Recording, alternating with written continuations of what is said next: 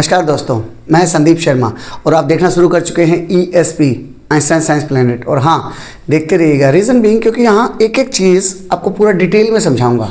हम गहराई में जाएंगे, हर एक टॉपिक को नॉट ओनली डिटेल में सिंप्लिसिटी के साथ समझाऊंगा। आपको मज़ा आएगा। जैसे NCERT जो क्लास 9th की नई बुक आई है एक्सप्लोरेशन, उसका last chapter number 13 and earth as a system, energy, matter and life. यहाँ अर्थ को एक पूरा सिस्टम मान के चलेंगे बेटा। बेसिकली जैसे क्लास 9th की एक्सप्लोरेशन बुक है, उसमें देयर आर 13 चैप्टर। तो पहला चैप्टर तो आपको पता ही है, इंट्रोडक्टरी टाइप है, तो वो ना फिजिक्स, केमिस्ट्री, बायोलॉजी किसी का पार्ट नहीं है, वो पूरे बुक को इंट्रोड्यूस करा रहा है। टोटल बचे 12 chapters. Out of those 12 chapter, ये लास्ट वन जो चैप्टर 13 है, it is a combination of physics, chemistry and biology. In short कहें तो इसको हम अर्थ साइंस के अंडर भी पढ़ सकते हैं। अर्थ साइंस के अंडर में आएगा, या फिर ये कहें फिजिक्स, केमिस्ट्री और बायोलॉजी का क्यूमुलेटिव सब्जेक्ट है ये। तीनों का इफेक्ट पढ़ेंगे हम। बचे कितने? 11 चैप्टर। उसमें से 3 चैप्टर फिजिक्स के हैं, 3 चैप्टर केमिस्ट्री के, 4 फिजिक्स एंड 4 बायोलॉजी। इस तरह से पूरी बुक है। आज हम ये लास्ट चैप्टर करेंगे, इसके साथ हमारी ये पूरी प्लेलिस्ट खत्म हो जाएगी। Without wasting time let's start the chapter. तो यहाँ हम क्या कर रहे हैं बेटा, अर्थ को एक कंबाइंड सिस्टम मान के चल रहे हैं। यहाँ एनर्जी को समझेंगे, मैटर को समझेंगे और लाइफ को समझेंगे। Energy means physics, matter means chemistry and life means biology. यहाँ इन तीनों चीज़ों का हम कॉम्बिनेशन देखेंगे कि अर्थ कैसे एक बहुत बड़े सिस्टम की तरह काम कर रही है, जहाँ एनर्जी भी, मैटर भी, लाइफ भी अलग अलग स्फीयर में हैं, लेकिन मिलजुल के काम कर रहे हैं। अभी तक जो हम फिजिक्स, केमिस्ट्री, बायोलॉजी के अंडर इनको अलग अलग पढ़ रहे थे, तो रियल लाइफ इतनी आसान नहीं है जैसे बुक्स में दे रखी है। रियल लाइफ इतनी आसान नहीं है कि फिजिक्स का अलग कर दो, केमिस्ट्री का अलग कर दो, बायोलॉजी का अलग कर दो। नहीं, हमें समझना पड़ेगा कि इनका क्यूमुलेटिव इफेक्ट क्या होगा, कैसे लाइफ सस्टेन करेगी, उसी के बारे में यहाँ समझा रखा है। Life on earth is powered by a constant flow of energy. जो अर्थ के ऊपर लाइफ हम जी रहे हैं, वो कैसे बेटा? Constant flow of energy and matter से चल रही है। लगातार एनर्जी मिलती रहेगी और मैटर बनता रहेगा, टूटता रहेगा, बिखरता रहेगा, उस टाइप से। The sun is the main source of energy. जब भी आपसे कोई क्वेश्चन पूछे what is the ultimate source of energy on earth, ultimate word का मतलब है बेटा कि कोई भी किसी भी टाइप की एनर्जी फॉर्म हो, उसके हम पीछे जाएं और पीछे जाएं तो कहीं ना कहीं हमें सन मिलेगा। क्यों? क्योंकि बेटा चाहे हम हेट्रोट्रॉफिक न्यूट्रिशन हो, चाहे ऑटोट्रॉफिक न्यूट्रिशन हो, किसी टाइप का न्यूट्रिशन हो, वो हम डायरेक्टली और इनडायरेक्टली प्लांट्स के ऊपर डिपेंडेंट है, ऑटोट्रॉफ के ऊपर डिपेंडेंट है। और प्लांट किसके ऊपर डिपेंडेंट है एनर्जी के लिए? सनलाइट के ऊपर। प्लांट को एनर्जी कहाँ से मिलती है बेटा? सनलाइट से। वो फोटोसिंथेसिस करेंगे तब प्लांट्स एनर्जी पैदा करेंगे। इस तरह से ऑटोट्रॉफ को खाना मिलता है। और फिर हेट्रोट्रॉफिक डायरेक्टली या इनडायरेक्टली उन्हीं प्लांट्स के ऊपर डिपेंडेंट है। तो इसीलिए sun is the ultimate source of energy. In addition the earth hot interior and chemical reaction in the air, water and rocks also drive the flow of energy and matter. साथ में बता रहा है कि अर्थ का जो हॉट इंटीरियर है, अर्थ के जो अंदर में हॉट इंटीरियर है, वहाँ पे बहुत सारी केमिकल रिएक्शन होती रहती हैं। एयर के अंदर बहुत सारी केमिकल रिएक्शन होती रहती हैं, पानी के अंदर केमिकल रिएक्शन होती रहती हैं, रॉक्स के अंदर होती रहती हैं। वही मिलजुल के flow of energy and matter चलाते रहते हैं। In this chapter we will consider these processes together. जो मैंने बताया, अभी तक हम फिजिक्स, केमिस्ट्री, बायोलॉजी को अलग अलग पढ़ रहे थे। अभी इन्हीं सभी चीज़ों को एक साथ पढ़ेंगे। We will study it together as belonging to one earth system made up of interacting sphere. जो अर्थ किसी एक का नहीं है, इन सभी का मिला जुला रूप है, जहां हम इंटरेक्टिंग स्फीयर्स को पढ़ेंगे। अलग अलग स्फीयर पढ़ेंगे। जियोस्फीयर मीन्स बेटा 2 वर्ड से मिलकर बना है। जियो मीन्स अर्थ, तो अर्थ के अंदर जो भी है, जैसे सॉलिड रॉक्स है बेटा, मिट्टी है, डिफरेंट लैंडफॉर्म्स हैं। लैंडफॉर्म मतलब mountain, desert, valley, grasslands, plain, वो सब, एंड द अर्थ इंटीरियर, वो सब मिलके क्या बनाता है बेटा? जियोस्फीयर। जियो मीन्स अर्थ का sphere. Next is hydro. Hydro का मतलब क्या होता है बेटा? 2 वर्ड से मिलके बना है। हाइड्रो मीन्स वाटर, जहाँ भी हाइड्रो मिल रहा है वाटर, तो इसको आप वाटर का स्फीयर भी बोल सकते हैं। Liquid water in the form of surface water such as ocean, river, lakes, ground water, सब मिला जुला के जहाँ भी पानी आपको देखने को मिल रहा है, let it be ocean, sea, lake, pond, कहीं भी, वो सब क्या मिलके बनेगा बेटा? हाइड्रोस्फीयर। तो यहाँ ये बता रहा है कि कौन कौन से स्फीयर से मिलके हम ये पूरा सिस्टम बनाएंगे। पूरा अर्थ एक सिस्टम की तरह कैसे काम कर रही है। जैसे आपके घर में ही देखो बेटा, आपको मेन रूल क्या दे रखा है? सर हमें तो ये दे रखा है कि स्कूल चले जाओ, शाम में क्लासेस चले जाओ, पढ़ाई करते रहो, बस पास हो जाओ। मम्मी को नॉर्मली ये रोल रहता है कि भाई मम्मा घर को संभाल लेंगी। पापा का क्या रोल है? पापा अपना ऑफिस वगैरह पैसे कमा के लाएंगे। ग्रैंड पेरेंट्स हैं तो वो क्या है बेटा, अभी रिटायर हो चुके हैं, आराम से अपना पूजा पाठ वगैरह कर रहे हैं। हर एक आदमी को एक अलग अलग रोल दे रखा है। लेकिन क्या हम एक दूसरे के ऊपर डिपेंडेंट नहीं हैं? बिल्कुल हैं। जब आप सुबह तैयार होते हैं तो ग्रैंड मदर ने आपके लिए जुराब ला दी, शूज़ ला दिए, मामा ने आपके लिए ब्रेकफास्ट तैयार कर दिया, दादू आपको स्कूल बस तक छोड़ाए। ऐसे ही मिलजुल के करते हैं। सेम ऐसे ही यहाँ अर्थ के ऊपर ये सारे स्फीयर हम जो पढ़ेंगे एक एक करके अलग अलग पढ़ेंगे, फिर उनका क्यूमुलेटिव इफेक्ट समझेंगे। थर्ड स्फीयर बता रहा है बेटा क्रायोस्फीयर। क्रायोस्फीयर क्या है बेटा? Solid form of water. Water वाले स्फीयर को क्या नाम दिया था? वाटर वाले स्फीयर को हाइड्रोस्फीयर। और क्रायोस्फीयर क्या है बेटा? Solid form of water. Water जब सॉलिड फॉर्म में आ गया, कहाँ? आइस में एंड स्नो में। तो ये कहाँ है बेटा? पोलर आइस कैप्स में, या फिर स्नो आपको जो लद्दाख में दिखाई देती है, या फिर हिमालय के ग्लेशियर्स में। आइस और स्नो आपको कहाँ दिखाई देती है? ग्लेशियर पे दिखाई देती है सर, माउंटेन में दिखाई देती है, वही सब बता रखा है, लेह लद्दाख वगैरह में दिखाई देती है। Fourth one atmosphere. एटमॉस्फेयर क्या बेटा? बहुत अच्छे से पता है हमें, air surrounding the earth that we breathe. जो हवा का स्फीयर है जिसे हम एटमॉस्फेयर बोलते हैं, जी हाँ हम सांस लेते हैं, तो atmosphere. Last one is the biosphere. Bio मतलब जहाँ भी लाइफ है, लाइफ का sphere. All living organism and their habitat, जहाँ वो रह रहे हैं उनका हैबिटेट। हैबिटेट मीन्स उनका घर।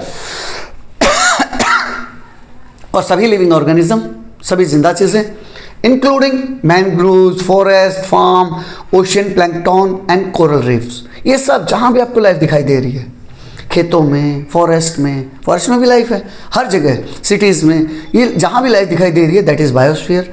तो यहाँ उसने आपको 5 स्फीयर बताए और उन 5 स्फीयर का कोऑर्डिनेटिंग इफेक्ट मिला जुला के इफेक्ट हम समझेंगे। उसने क्या किया, स्टार्टिंग में एक एक्टिविटी दे दी बेटा, observe the feature of the earth as shown in figure. जैसा आपको यहाँ दिखा रखा है, इसको ध्यान से देखो and circle one example representing each of the geosphere. यहाँ तुम्हें मतलब इस एक्टिविटी के थ्रू आपको ये समझाने की कोशिश कर रहा है बेटा कि आप पहचान जाओ जियोस्फीयर क्या होता है, एटमॉस्फेयर क्या होता है, हाइड्रोस्फीयर क्या होता है। तो देखो एक इमेज में ये बता रहा है कि वो चीज़ें अलग अलग नहीं है, सब कंबाइंड है एक इमेज में। रियल में जब रियल लाइफ में हम उतरते हैं तो हम इनको अलग अलग नहीं समझ सकते। एक ही इमेज में आपको सब कुछ दिख रहा है। कैसे दिख रहा है? जियोस्फीयर आपको अर्थ कहाँ दिखाई दे रही है? यहाँ माउंटेन की फॉर्म में दिखाई दे रही है, यहाँ लैंड फॉर्म में दिखाई दे रही है। हाइड्रोस्फीयर पानी कहाँ दिखाई दे रहा है? ये लेक है जहाँ ये शीप वगैरह पानी पी रहे हैं, वहाँ दिखाई दे रहा है। क्रायोस्फीयर आइस कहाँ दिखाई दे रही है? ये रही सर आइस है, स्नो है, इस टाइप से दिखाई दे रही है। एटमॉस्फेयर ये बड़ा एरिया जहाँ खूब भर भर के एटमॉस्फेयर में हवा है। एंड बायोस्फीयर लाइफ कहाँ दिखाई दे रही है? सर लाइफ ये बंदा भी तो बायोस्फीयर का ही पार्ट है। And these sheeps other than these इस एक्वेटिक एनिमल्स भी पक्का इस वाटर में होंगे। तो क्या हमें एक ही इमेज में सब कुछ नहीं दिखाई दे रहा है? वही समझा रहा है आपको कि हम इनको अलग अलग नहीं समझ सकते, क्यूमुलेटिव इफेक्ट हम समझेंगे। From activity 13.1 we can infer. इस एक्टिविटी से हम क्या अंदाजा लगा सकते हैं, क्या इन्फर कर सकते हैं? That a disturbance in one sphere can lead to changes in other. अगर किसी एक में भी गड़बड़ हो जाए, सिंपल एग्जांपल के लिए मान लिया ग्लेशियर पिघलना शुरू हो जाए, जो अभी हो रहा है because of global warming. Global warming के कारण जब भी ग्लेशियर पिघलेगा तो ग्लेशियर का इफेक्ट कहाँ आएगा? हाइड्रोस्फीयर बहुत तेज़ी से बढ़ जाएगा, पानी का लेवल बढ़ जाएगा। पानी का लेवल बढ़ जाएगा तो जो भी हैबिटेट्स है इसके आसपास वाले, मान लिया ये बंदा इसके आसपास में कहीं घर बना के रह रहा है तो उसका घर डूब जाएगा। तो इस तरह से एक का इफेक्ट दूसरे के ऊपर, दूसरे का इफेक्ट तीसरे के ऊपर, और पूरा इकोलॉजिकल बैलेंस पूरा डिस्टर्ब हो जाएगा। Disturbance in one sphere can lead to changes in others. एक में अगर डिस्टर्बेंस हुआ तो वो दूसरे में इफेक्ट डालेगा, दूसरा तीसरे में डालेगा। For example less snowfall in the winter, इसने उसका उल्टा एग्जाम्पल ले लिया कि अगर स्नोफॉल ही कम हो जाए, लेस स्नोफॉल हुए विंटर में लीड टू लेस वाटर, तो उससे क्या होगा बेटा, पानी कम बनेगा। जब पानी कम बनेगा तो resulting in less water to support the growth of grass, तो उससे आसपास में ग्रोथ नहीं हो पाएगा, प्लस इस ह्यूमन बीइंग को, इन एनिमल्स को पीने के लिए पानी नहीं मिलेगा, ये लोग डिस्टर्ब हो जाएंगे, इनकी लाइफ डिस्टर्ब होगी तो एटमॉस्फेयर डिस्टर्ब हो जाएगा। लाइक दैट ये सब आपस में इंटरलिंक हैं। राइज इन एटमॉस्फेरिक टेम्परेचर जो आज के टाइम में हो रहा है, जिसे हम क्या बोलते हैं, उसके लिए एक स्पेशल टर्म बना रखी है, दैट इज ग्लोबल वार्मिंग। जो टेम्परेचर राइज हो रहा है कॉन्टिन्यूसली, हर साल थोड़ा थोड़ा टेम्परेचर बढ़ते जा रहा है बेटा, उसे हम क्या बोलते हैं, उसे हम बोलते हैं ग्लोबल वार्मिंग।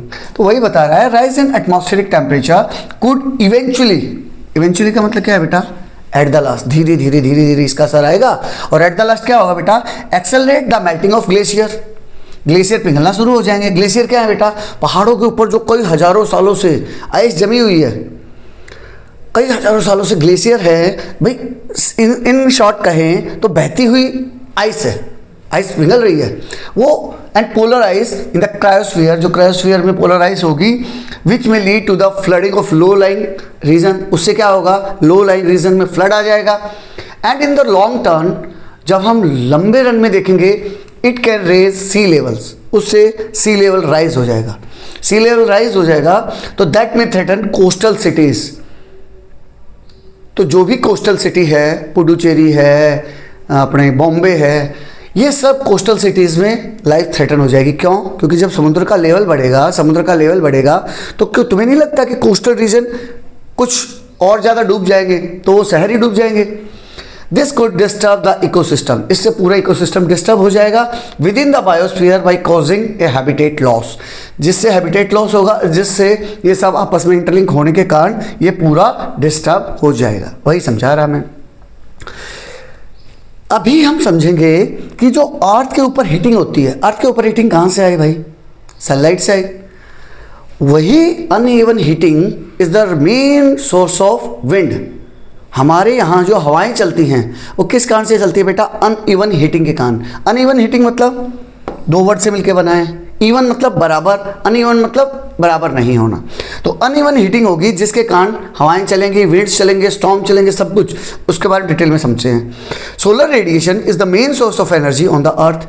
अर्थ के ऊपर मेन सोर्स ऑफ एनर्जी क्या है, बार बार ये लाइन आएगी, सोलर एनर्जी है। It reaches the earth as electromagnetic wave. हमारे पास जो सन की रेज आती हैं वो किस फॉर्म में आती है बेटा, electromagnetic waves, EM, electromagnetic, electrical as well as magnetic form में। दो फॉर्म होती हैं, हम इलेक्ट्रिक पढ़ चुके हैं, हम मैग्नेटिक पढ़ चुके हैं। इलेक्ट्रोमैग्नेटिक वेव की फॉर्म में आती हैं, that travel through a vacuum at the speed of light. और सनलाइट हमारे पास कैसे पहुंचती है बेटा, इलेक्ट्रोमैग्नेटिक वेव की फॉर्म में पहुंचती है। वेव ये दिखा रखी है, वेव की फॉर्म में पहुंचती है। किस स्पीड से आती है, with the speed of light. Speed of light कितना, 3 × 10⁸ मीटर पर सेकेंड। समझ रहे हो कितना तेज, 3 × 10⁸ मीटर पर सेकेंड, इतनी तेजी से हमारे पास पहुंचती है। EM waves cover a wide range of frequency from high frequency और शॉर्ट वेवलेंथ रेडिएशन। जो EM वेव है वो बनी हुई कैसे है, पहले तो ये समझ लो बेटा। EM वेव को समझने से पहले आपने साउंड वाला चैप्टर किया है, साउंड वाला चैप्टर किया है, वहाँ हमने वेव्स को समझा है। वेव्स में फ्रीक्वेंसी, वेवलेंथ वो आपको याद होगी, मैं भी रिमाइंड नहीं करा रहा हूँ। तो यहाँ देखो फटाफट वेव्स कंप्लीट हो रही हैं, तो यहाँ क्या होगा बेटा, इसका मतलब फ्रीक्वेंसी ज़्यादा है लेकिन एक वेव की वेवलेंथ कम है। फील कर पा रहे हो, नहीं कर पा रहे? साउंड वाले चैप्टर अगर आपने ढंग से नहीं किया तो एक बार फिर से रिवाइज कर लेना ताकि आप वेव को समझ पाओ। एक वेव क्या होती है बेटा, एक वेव मान लो मैं बोलूँ यहाँ से चलना शुरू किया और यहाँ से चलते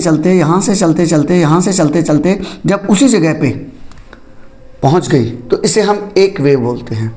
और ये जो लेंथ होती है इसे हम लैम्डा से रिप्रेजेंट करते हैं, जिसे हम वेव लेंथ बोलते हैं। एक वेव की length that is wave length. तो जितनी वेवलेंथ ज़्यादा होगी, जितनी वेवलेंथ ज़्यादा उतनी फ्रीक्वेंसी कम, जितनी फ्रीक्वेंसी ज़्यादा उतनी वेवलेंथ कम। यहाँ देखो इस एरिया में वेवलेंथ छोटी है,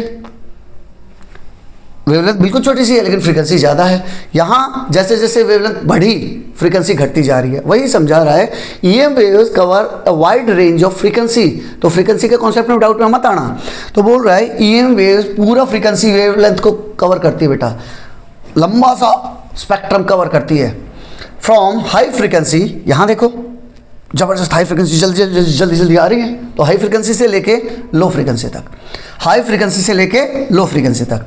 अगर फ्रीक्वेंसी में नहीं समझ में आ रहा तो कोई बात नहीं, वेवलेंथ के फॉर्म में समझ लेते हैं। शॉर्ट वेवलेंथ से लेके लॉन्ग वेवलेंथ तक। यहाँ वेवलेंथ कितनी है, जितना यहाँ जाओगे तो आप यहाँ देखोगे बेटा, अगर मैं मान लिया किसी भी वेव को देखूँ, यहाँ से शुरू किया तो यहाँ पे बस इतनी सी उसकी वेवलेंथ है। तो यहाँ वेवलेंथ छोटी, यहाँ वेवलेंथ बड़ी, ये समझ लो।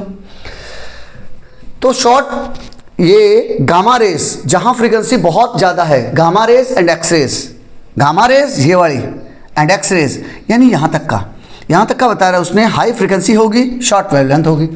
लेकिन वहीं जब मैं आगे जाता हूँ तो मुझे माइक्रोवेव और रेडियो वेव लोअर फ्रीक्वेंसी में मिलेंगी और लॉन्गर वेवलेंथ में मिलेंगी। The high frequency EM waves such as gamma rays and X rays have very high energy. तो इनके पास एनर्जी बड़ी ज़बरदस्त होगी। इनके पास एनर्जी कैसी होगी, ज़बरदस्त होगी।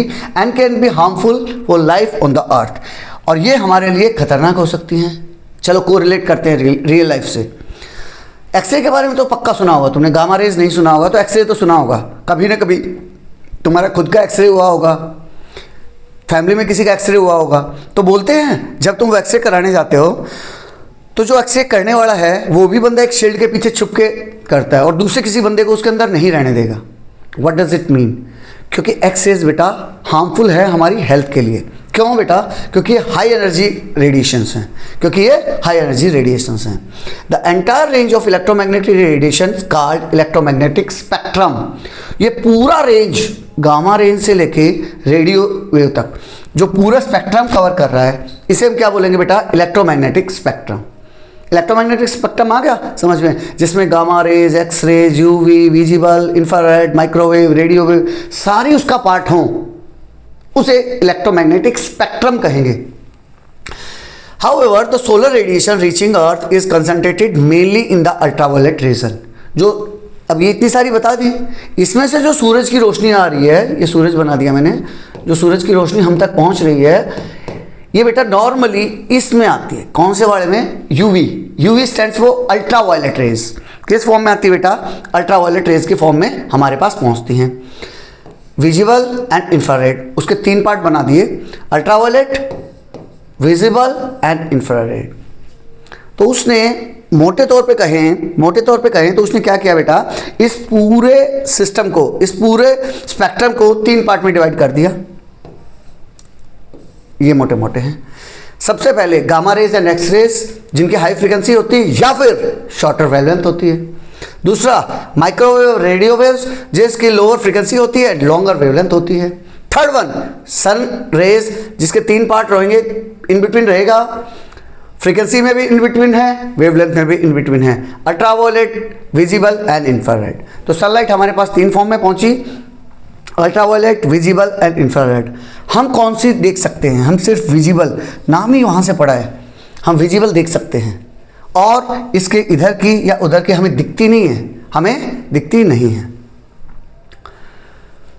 These 3 regions of the spectrum shape the earth climate and support life। ये 3 जो सनलाइट की वो है, वहीं से अर्थ का पूरा सिस्टम बन रहा है। Gamma rays and X rays are mostly filtered by the earth atmosphere. जो अर्थ का ऊपरी एटमॉस्फेयर है, अर्थ का ऊपर वाला एटमॉस्फेयर है, गामा रेज और एक्स रेज तो वहीं निपटा दी जाती हैं। While microwaves and radio waves carry very little energy. Microwave and radio wave, इनकी एनर्जी इतनी कम है, क्योंकि हाई एनर्जी यहाँ थी, जैसे जैसे जाएंगे एनर्जी कम होती जाएगी, to significantly warm the earth. तो इनकी एनर्जी इतनी है नहीं कि वो गर्म कर पाएँ। Short wavelength ultraviolet radiation is mostly absorb by the ozone layer. तो यहाँ तक कि एक्स रेज तक तो ऊपर ही रोक लिया। उसके बाद भाई आई बेटा अल्ट्रावायलेट रेज। अल्ट्रावायलेट रेज को किसने रोक लिया? ओजोन लेयर ने। ओजोन लेयर क्या है? हमारे एटमॉस्फेयर में बेटा एक ओजोन गैस की एक लेयर बनी हुई है। किस लिए बनी? अब ये तो नेचर बता सकता है भाई, लेकिन है फायदे की चीज़। कैसे? जो सन से अल्ट्रावायलेट रेज आती हैं that is bad for our skin, हमारी बॉडी के लिए अच्छी नहीं है, तो उनको ओजोन लेयर रोक लेता है। वही बता रहा है UV radiation is mostly absorb by the ozone layer in the upper atmosphere, protecting life and contributing to the same atmospheric heating. बचा के रखती है और एटमॉस्फेयर को हीट भी कर देती हैं। Visible light from the sun reaches the earth surface and provides energy for photosynthesis. अब ये काम की चीज़ आ गई। विजिबल लाइट क्या है बेटा? सबसे लड़ते झगड़ते पहुंच जाती है कहाँ तक? अर्थ लेवल तक। वहाँ वो क्या करती है? फोटोसिंथेसिस में हेल्प करती है और ऑटोट्रॉफिक प्लांट्स को फोटोसिंथेसिस कराने में हेल्प करती है, which is the primary source of food for most organism. It is also partially warms the land, land को गर्म भी करती है और वाटर को भी गर्म करती है। Infrared radiations warms the earth surface which then re-radiates this heat back into the atmosphere. अब आया इंफ्रारेड की बारी। इंफ्रारेड अर्थ तक पहुंच गई, गर्म किया, गर्म करने के बाद जमीन से टकराई, टकराने के बाद फिर वापस जाती है, री एमिट होती है, री रेडिएट होती है, दोबारा से रेडिएट होती है। सन से इंफ्रारेड आई, जमीन को गर्म किया, जमीन को गर्म करने के बाद वापस ऊपर जाती है, जमीन को गर्म करने के बाद वापस ऊपर की तरफ जाती है और एटमॉस्फेयर को फिर से गर्म करती है। लेकिन जब वापस जा रही होती है तो कुछ गैसेस हैं जिनको हम ग्रीन हाउस गैसेस बोलते हैं, वो उसको ट्रैप कर लेती है, उसको फिर से पकड़ लेती हैं और बाहर नहीं जाने देती। A portion of this outgoing heat is trapped by the greenhouse gases। तो कुछ ग्रीन हाउस गैसेज हैं वो उसको ट्रैप कर लेंगे, फिर से पकड़ लेंगे, नहीं जाने देंगे, such as carbon dioxide, methane and water vapours. ये तीन नाम बताया आपको बेटा, carbon dioxide, methane, CH4 and water vapours. ये उसको फिर से पकड़ लेंगी, keeping the earth warm enough to support life. तो अर्थ को उतना गर्म रखती हैं कि भाई हम आराम से सर्वाइव कर लें। अगर एटमॉस्फेयर ना हो तो, अगर एटमॉस्फेयर ना हो तो बेटा इतना ठंडा हो जाएगा अपना अर्थ कि हम यहाँ सर्वाइव नहीं कर पाएंगे, कि हम यहाँ सर्वाइव नहीं कर पाएंगे। The amount of the sun radiation that reaches the earth surface is called insolation. क्या बता रहा है बेटा? सन रेडिएशन पहुंच रही है, कितनी पहुंच रही है, कितनी सन रेडिएशन अर्थ तक पहुंच रही है बेटा? Reaches the earth surface, earth surface तक कितनी सन की रेडिएशन पहुंच रही है, उसी को हम इंसोलेशन बोलते हैं। बात समझ रहे हो भाई? मान लो जैसे इक्वेटर के पास इंसोलेशन आपको ज़्यादा मिलेगा, बिल्कुल मिलेगा सर, और पोलर रीजन में इंसोलेशन कम मिलेगा। क्यों? क्योंकि वहाँ पे सनलाइट तिरछी पहुँचती हैं, इंक्लाइन एंगल से पहुँचती हैं, तो इसीलिए पोलर रीजन में आपको पूरा बर्फ दिखाई देती है। जैसे let it be north pole देख लीजिए या साउथ पोल देख लीजिए, अंटार्कटिका देख लीजिए, वहाँ पे पूरा आइस आइस है। लेकिन इक्वेटर पे आपको गर्मी मिलेगी। क्यों? क्योंकि इंसोलेशन यहाँ ज़्यादा है। It is responsible for warming the earth surface and it's atmosphere. यही बेटा रिस्पॉन्सिबल है अर्थ के सरफेस को और एटमॉस्फेयर को गर्म रखने के लिए। The average amount of solar energy received per unit time per unit area. तो इंसोलेशन को कैलकुलेट कैसे करेंगे बता रहा है बेटा। मैं एक काम करता हूँ भाई, मान लिया ये अर्थ है, अर्थ के ऊपर मैं एक यूनिट एरिया बना लेता हूँ कि भाई 1 मीटर लंबा 1 मीटर चौड़ा, इस तरह से मैंने एरिया बना लिया। तो ये यूनिट एरिया हो गया। तो वही बता रहा है पर यूनिट एरिया, एक यूनिट एरिया में पर यूनिट टाइम, एक यूनिट एरिया में पर यूनिट टाइम कितनी सोलर लाइट गिर रही है, उससे हम कैलकुलेट कर लेंगे। इज कॉल्ड सोलर कांस्टेंट, उसी को हम सोलर कांस्टेंट बोलते हैं। It's value is approximately 1.4 kilowatt पर स्क्वायर मीटर बोल दीजिए, या फिर सिंपल वर्ड में 1400 जूल पर सेकेंड पर स्क्वायर मीटर बोल दीजिए। भाई समझो इस बात को, रटो मत। एक सेकंड में अगर मैंने 1 मीटर लंबा 1 मीटर चौड़ा एक सरफेस एरिया मार्क कर लिया और अपना टाइमर ऑन किया, सॉरी, और मैंने अपना टाइमर ऑन किया, तो मैं क्या देखूंगा बेटा? 1 सेकंड के अंदर इस 1 स्क्वायर मीटर एरिया को कितनी एनर्जी मिलेगी? 1400 जूल मिलेगी। 1400 जूल इस एरिया को मिलेगी। एक नॉर्मल सोलर कांस्टेंट हम अर्थ के लिए मान के चलते हैं। तो क्या फिक्स है हर जगह 1400 मिलेगी? नहीं बेटा, ऐसा नहीं है। जैसे मैंने बताया पोलर रीजन में कम मिलेगी, इक्वेटर पे ज़्यादा मिलेगी। इवन इक्वेटर पे भी, अब कोई कहे कि सर इक्वेटर पे तो माउंटेन्स भी हैं, तो वहाँ माउंटेन्स पे तो सनराइज मिलती है मुझे। तो बेटा डिपेंड करता है लोकेलिटी के ऊपर कि कैसे एरिया में हो, वहाँ का लैंडस्केप कैसा है, बहुत सी चीज़ों पे मैटर करेगा।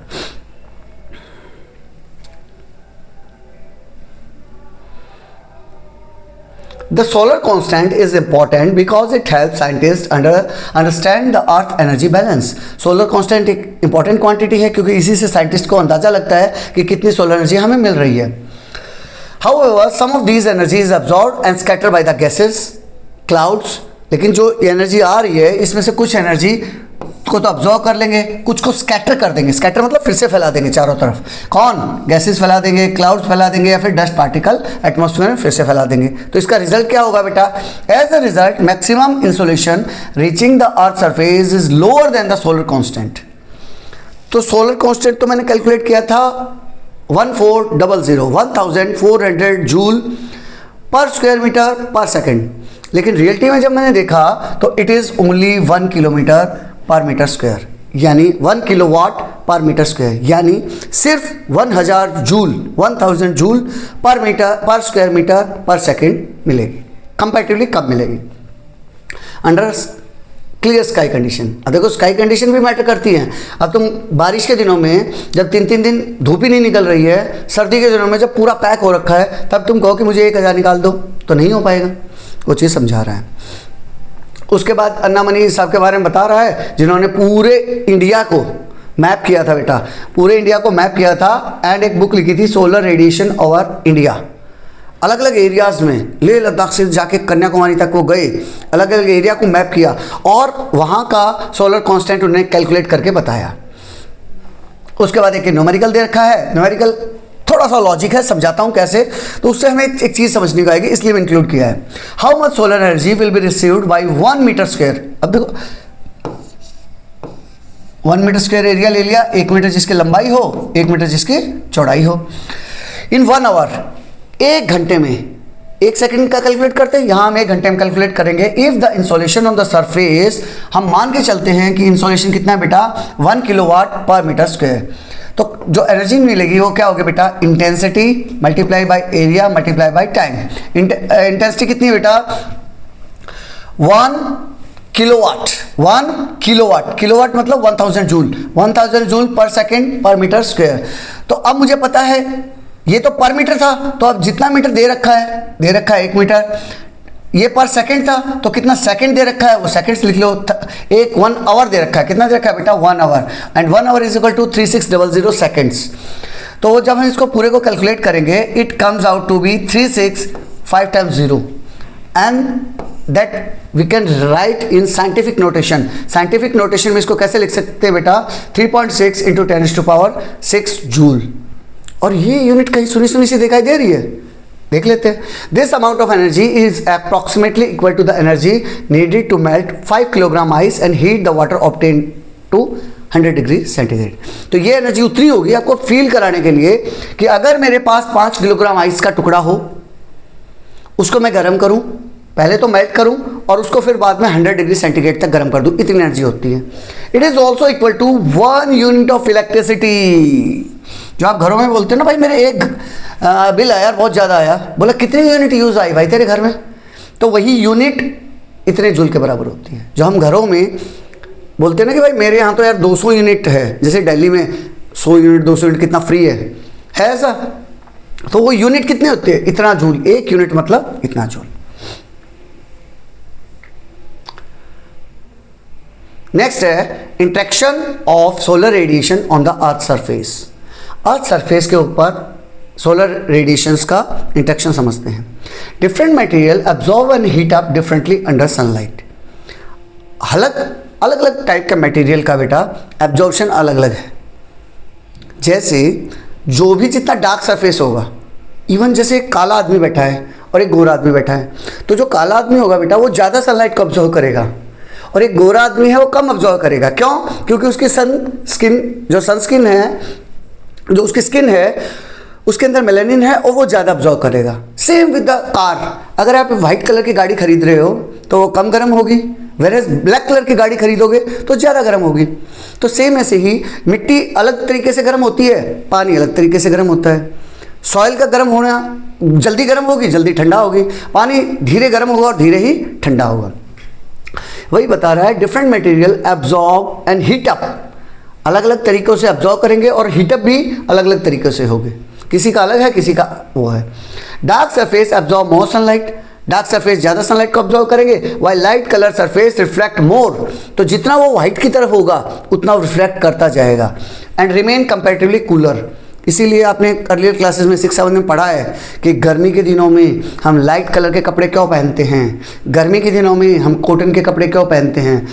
लाइट कलर किस लिए पहनते हैं बेटा, क्योंकि जितना लाइट होगा, जितना वाइट कलर का होगा वो रिफ्लेक्ट कर देगा, सारी लाइट को वापस भेज देगा। मेरे पास मेरी बॉडी में सनलाइट कम जाएगी, वेरएज जितना मैं डार्क पहनूंगा, विंटर क्लोथ जो होंगे वो डार्क होंगे ताकि वो ज़्यादा से ज़्यादा सनलाइट, थोड़ी सी धूप मिली उसको ऑब्जर्व कर लिया तो मेरे को गर्म रखेंगे, इस टाइप से। तो यहाँ वो वही बता रहा है कि सूरज से जो लाइट आती है, यहाँ सूरज मेन सूरज है भाई, वहाँ से सनलाइट आई तो वो सनलाइट कैसे ऑब्जर्व होती है, कैसे रिफ्लेक्ट होती है, वो समझा रहा है।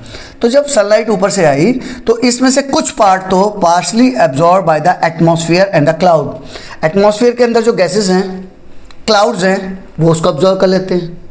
बचा हुआ वो ज़मीन के लेवल तक पहुंचता है, ये पहुंच गया। Partially absorb by the earth surface, कुछ तो बादल ने और एटमॉस्फेयर ने ऑब्जर्व कर लिया, बचा हुआ ज़मीन के पास पहुंचा, उसने ऑब्जर्व कर लिया। जो ज़मीन के पास पहुंचा था उसमें से फिर कुछ रिफ्लेक्ट कर देगी। अर्थ की सरफेस क्या करेगी बेटा, partially reflected by the earth surface, partially earth surface उसको कुछ रिफ्लेक्ट कर देगी, ठीक है।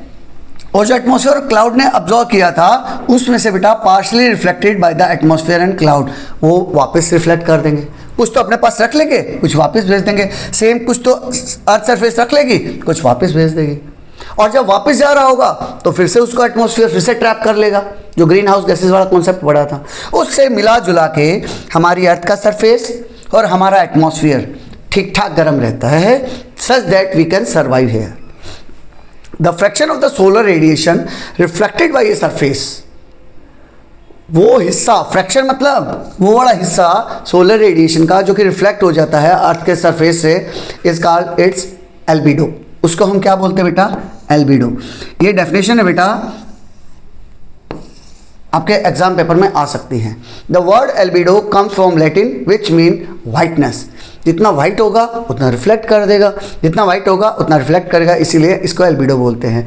High albedo surfaces stay cool, जिसका जितना हाई एल्बिडो होगा वो उतना ही कूल रहेगा, because they reflect more light, तो क्योंकि वो ज़्यादा लाइट को रिफ्लेक्ट कर देंगे। यहाँ उसने बेटा एक एक्टिविटी दे दी, एक्टिविटी 13.2, उसने बताया कि आप अलग अलग सब्सटेंसेस का, जैसे स्नो लिया, ice, crushed rock, light colour की soil, black soil, ocean water, इनको देखो और इनका एल्बिडो बताओ। तो 3 उसने दिए हैं और 3 आपको निकालने हैं, इंटरनेट के थ्रू, बुक्स के थ्रू, लाइब्रेरी में जाओ, पता करो। जिसका थीम मैं समझा देता हूँ आपको। जितना वाइट उसका एल्बिडो देखो 1 के आसपास पहुँचने वाला है, 0.80 से लेके 0.90। अगर ये 1 पहुँच जाता है इसका मतलब क्या होता, अगर ये 1 पहुँच जाता है इसका मतलब जितनी उसने लाइट आई सारी की सारी वापस भेज दी। तो लगभग नहीं लग रहा तुम्हें 0.9 तक वापस भेज देता है। अगर 10 जूल एब्जॉर्व किया उसमें से 9 जूल वापस भेज दे तो लगभग अधिकतर को भेज दिया। सिर्फ 0.10% अपने पास रखता है, सिर्फ 0.10। सेम आइस का और कम हो गया, क्रश रॉक का और कम हो गया, लाइट कलर सॉइल का आप देखोगे तो और कम मिलेगा, ब्लैक सॉइल सारा ही अपने पास रख देगी, रिफ्लेक्ट करेगी नहीं, और वाटर तो उसके भी बाद उससे भी कम। तो यहाँ से हमें ये पता चलेगा बेटा, यहाँ से हमें पता चलेगा जो जितना सफ़ेद उतना उसका एल्बिडो ज़्यादा, जो जितना ब्लैक उसका एल्बिडो उतना ही कम। इवन वाटर का, वाटर तो गर्म होने में और भी ज़्यादा टाइम लगा देता है, वाटर तो गर्म होने में और भी ज़्यादा टाइम लगा देता है। इसी के कारण तो हमने पढ़ा था सी ब्रिज और लैंड ब्रिज वाला कॉन्सेप्ट, क्योंकि सॉयल और वाटर अलग अलग है, अलग अलग तरीक़ों से गर्म होंगे। जो सॉयल है बेटा वो जल्दी गर्म हो जाएगी और जल्दी ठंडी होगी, वाटर है वो जल्दी देर से गर्म होगा और देर से ही ठंडा होगा। You must have seen that snow and ice have high albedo, meaning they reflect a large portion of the incoming solar radiation. This makes polar region very cold. इसी कारण polar region बहुत ही ठंडे हैं. On the other hand, surfaces like black soil and ocean water have lower albedo as they absorb more solar radiation and hence they are relatively warmer. इसलिए जो समुद्र हैं या फिर ब्लैक सॉइल हैं वहाँ के एरियाज आपको गर्म मिलेंगे. अब एक बड़ा प्यारा सा कॉन्सेप्ट है, थ्रेड ऑफ क्यूरियोसिटी में दिया है बेटा उसने. रटने का कुछ नहीं है, समझने का कुछ नहीं है, बस एक फील करने के लिए है, रटना नहीं कुछ भी. अर्बन हीट आइलैंड इफेक्ट, ये क्या चीज़ है बेटा? अर्बन हीट, अर्बन मतलब शहरी, शहरों में एक आइलैंड टाइप बना दिया उसने, उसका इफेक्ट समझा रहा है. कैसे? जब आप किसी भी सिटी में जाओगे, किसी भी सिटी में जाओगे तो आप क्या देखोगे? सिटीज़ में बड़ी बड़ी बिल्डिंग बनी हुई हैं, और बिल्डिंग किस चीज़ की बनी होती हैं? कॉन्क्रीट की बनी होती हैं. वेयरएज गाँव में जाओगे तो वहाँ खुला खुला मिलेगा, कच्चे मिट्टी के घर बने हुए हैं, उस टाइप से है. और जो सनलाइट आएगी वो sunlight most of the time गांव में ज़मीन से टकराएगी, सॉइल से टकराएगी. वेयर इसमें तो सनलाइट ज़मीन तक पहुंच नहीं पा रही भाई. किसको टकरा रही है? कंक्रीट को टकरा रही है.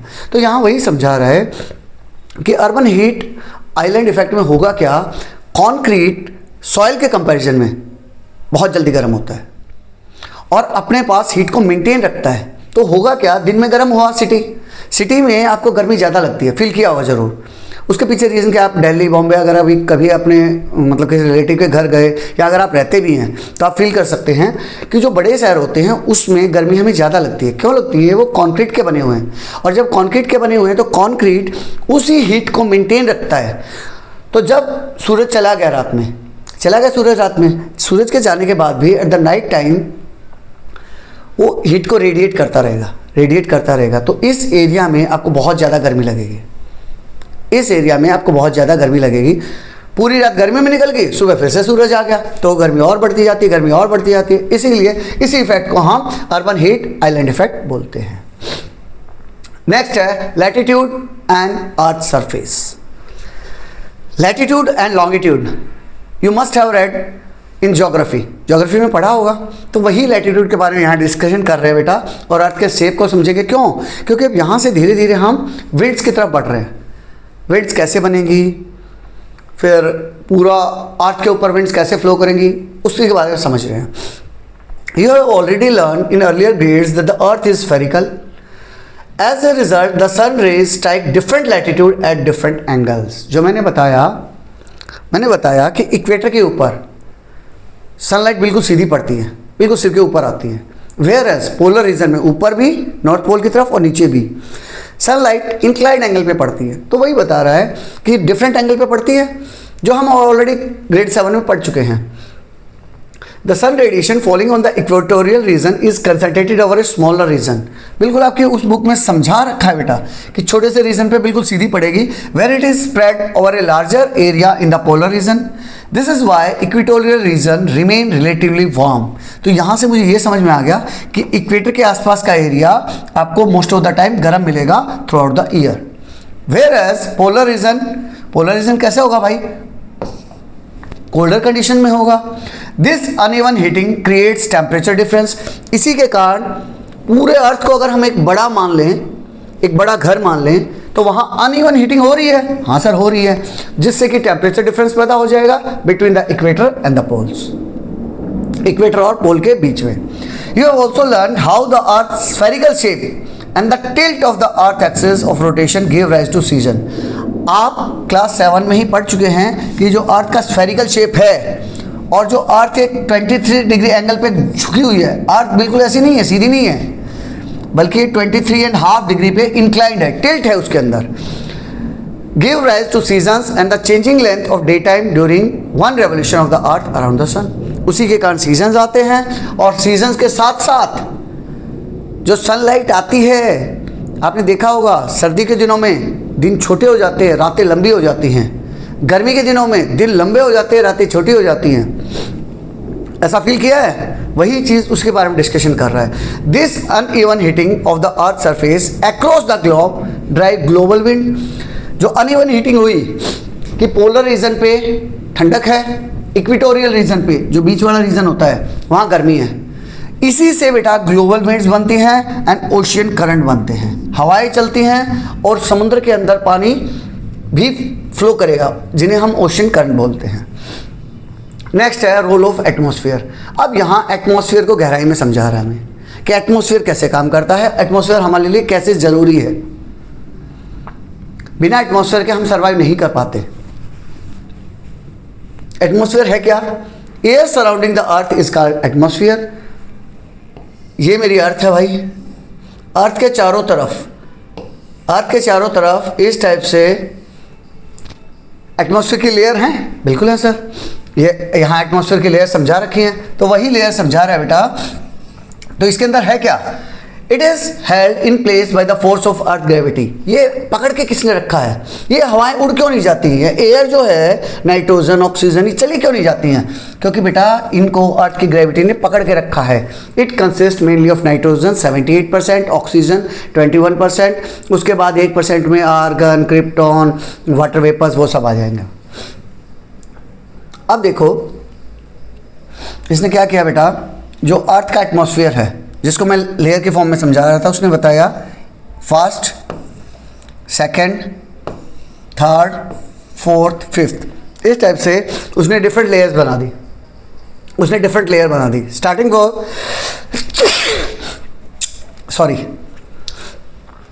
From troposphere. ये अर्थ है बेटा, यहाँ नीचे ये अर्थ है। अर्थ से जस्ट ऊपर जो हमें बादल वगैरह दिखाई देते हैं, एयरक्राफ्ट जहाँ मूव कर रहा है, या फिर माउंट एवरेस्ट का हाईएस्ट पीक भी इसी 12 किलोमीटर में आ जाता है, जिसे हम क्या बोलते हैं बेटा? Troposphere.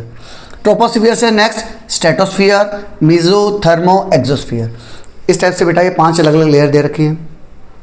All weather phenomena take place in the troposphere. सभी वेदर के फिनोमिना, जो बादल है, लाइटनिंग है, बारिश गिर रही है, एयरक्राफ्ट उड़ रहा है, वो सारे फिनोमिना हमारे इसी 12 किलोमीटर में होंगे।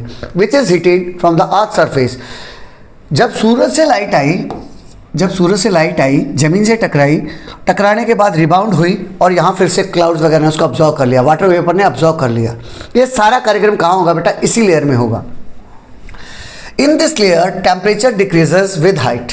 तो स्पेशल इस लेयर की बात कर रहा है। कौन से लेयर की बेटा? इसी लेयर की, ट्रोपोस्फियर की। तो जो ये 12 किलोमीटर में हम नीचे से ऊपर की तरफ जाएंगे, 12 किलोमीटर में नीचे से ऊपर की तरफ जाएंगे, तो वहां आप क्या देखोगे? हर एक 1 किलोमीटर बाद टेम्परेचर 6.5 डिग्री घट जाएगा। मान लेते हैं समझाने के लिए कि भाई अर्थ के ऊपर अभी 8% 33 डिग्री सेंटीग्रेड है, आपको फील कराने के लिए। अर्थ के ऊपर आज का टेम्परेचर 33 डिग्री सेंटीग्रेड है। तो अगर यहाँ से मैं 1 किलोमीटर ऊपर जाऊँगा तो 6.5 डिग्री सेंटीग्रेड घट जाएगा। 2 किलोमीटर ऊपर जाऊँगा तो 13 डिग्री सेंटीग्रेड घट जाएगा, 6.5 प्लस 6.5। 3 किलोमीटर जाऊँगा तो और 6.5। इस तरह से टेम्परेचर जैसे जैसे ऊपर जाता हूँ घटते जाता है। ये हो गया ट्रोपोस्फियर। ट्रोपोस्फियर के बाद आता है स्ट्रेटोस्फियर। स्ट्रेटोस्फियर में क्या है बेटा? ये कहाँ से कहाँ तक होता है बेटा? 12 किलोमीटर से लेके 50 किलोमीटर तक। इसमें सिस्टम उल्टा हो जाता है। Where the ozone layer is located. इसी के बीच में, स्ट्रेटोस्फियर के बीच में ही एक लेयर है बेटा, एक लेयर है जिसे हम क्या बोलते हैं? Ozone layer. एटमॉस्फेयर की ही एक लेयर है, लेकिन उसको अलग से वो नहीं बनाया है, उसमें ओजोन ज़्यादा है इसलिए उसको ओजोन लेयर बोल दिया बस। Ozone layer is located which absorb UV rays. तो जो सन से रेज आ रही थी उसमें से यूवी रेज वाला पोर्शन इसने ओजोन लेयर ने अब्जॉर्व कर लिया and heat up the atmosphere. So temperature rises with height. तो यहाँ क्या होगा? जैसे जैसे हम ऊपर जाएंगे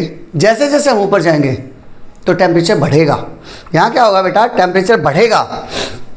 This increase in temperature with height in the stratosphere calms the layer due to the lack of vertical mixing of air, keeping weather confined to the troposphere. तो यहाँ क्या होगा बेटा?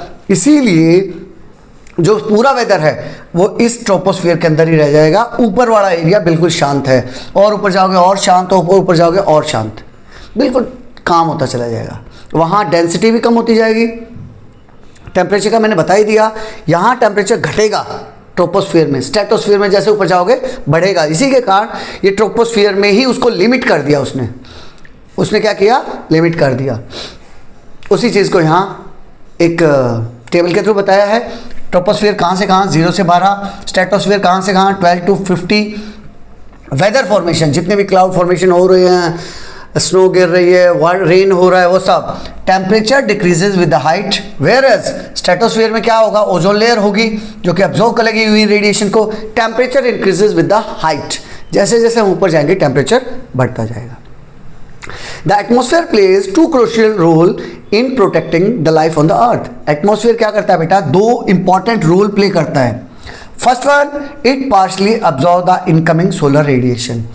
तो एक तो क्या करेगा बेटा, पार्शली थोड़े बहुत को अब्जॉर्ब कर लेगा।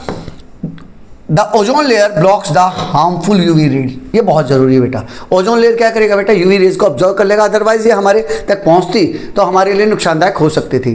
Clouds and other gases also observe some sunlight before it reaches the surface of the अर्थ।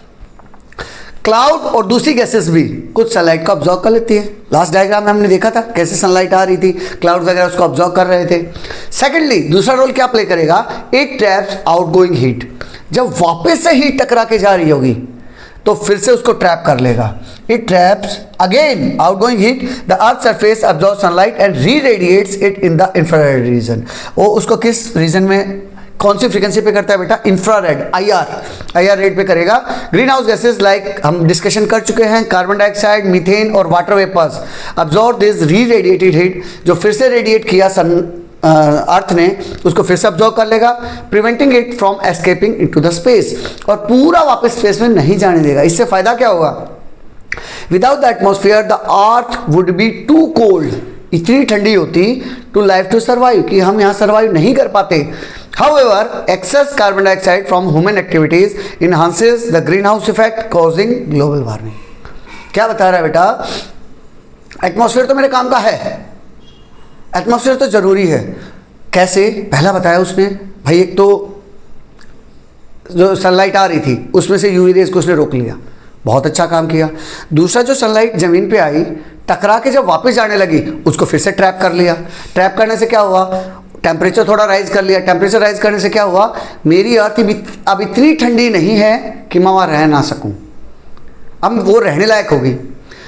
वो तो ठीक है, अच्छा किया। लेकिन जो ये ह्यूमन एक्टिविटीज़ के कारण कार्बन डाइऑक्साइड की वैल्यू, मीथेन की वैल्यू, वाटर वेपर्स की वैल्यू बढ़ती जा रही है, जो हम फॉसिल फ्यूल वगैरह यूज़ कर रहे हैं, उससे क्या हो रहा है, जो ये टेम्परेचर बढ़ना ठीक ठाक बढ़ना चाहिए था, अब वो तेज़ी से बढ़ रहा है। उसके बारे में हम डिटेल में पढ़ेंगे। हम बहुत तेज़ी से बढ़ रहा है, जो कि हार्मफुल हो सकता है हमारे लिए और पूरे अर्थ के लिए। थ्रेड ऑफ क्यूरियोसिटी में वही ओजोन लेयर के बारे में बता रहा है। ओजोन लेयर के बारे में क्या बताया बेटा, ओजोन लेयर अब्जॉर्व तो करती है, हमें पता है, लेकिन क्या हुआ बेटा, in the late 20th century human made chemicals, जिसे हम क्लोरोफ्लोरोकार्बन बोलते हैं, ये कहाँ यूज़ होते थे, ये रेफ्रिजरेटर में, एरोसोल में, एसी में, उन सब में यूज़ होते थे। एक केमिकल था बेटा, गैस थी, एक टाइप की गैस थी जो कि रेफ्रिज, एसी वगैरह में भरी जाती थी। तो ये गैस क्या करती है बेटा, ओजोन लेयर को तोड़ देती है, ओजोन लेयर को तोड़ देती है। तो उससे क्या हुआ, साइंटिस्ट ने वेल इन टाइम पता लगा लिया कि भाई अंटार्कटिका के ऊपर एक बड़ा सा छेद बना गया है उस ओजोन लेयर के अंदर, भाई वहाँ ओजोन लेयर है ही नहीं और वहाँ से अल्ट्रावायलेट रेज सीधी नीचे आ रही हैं।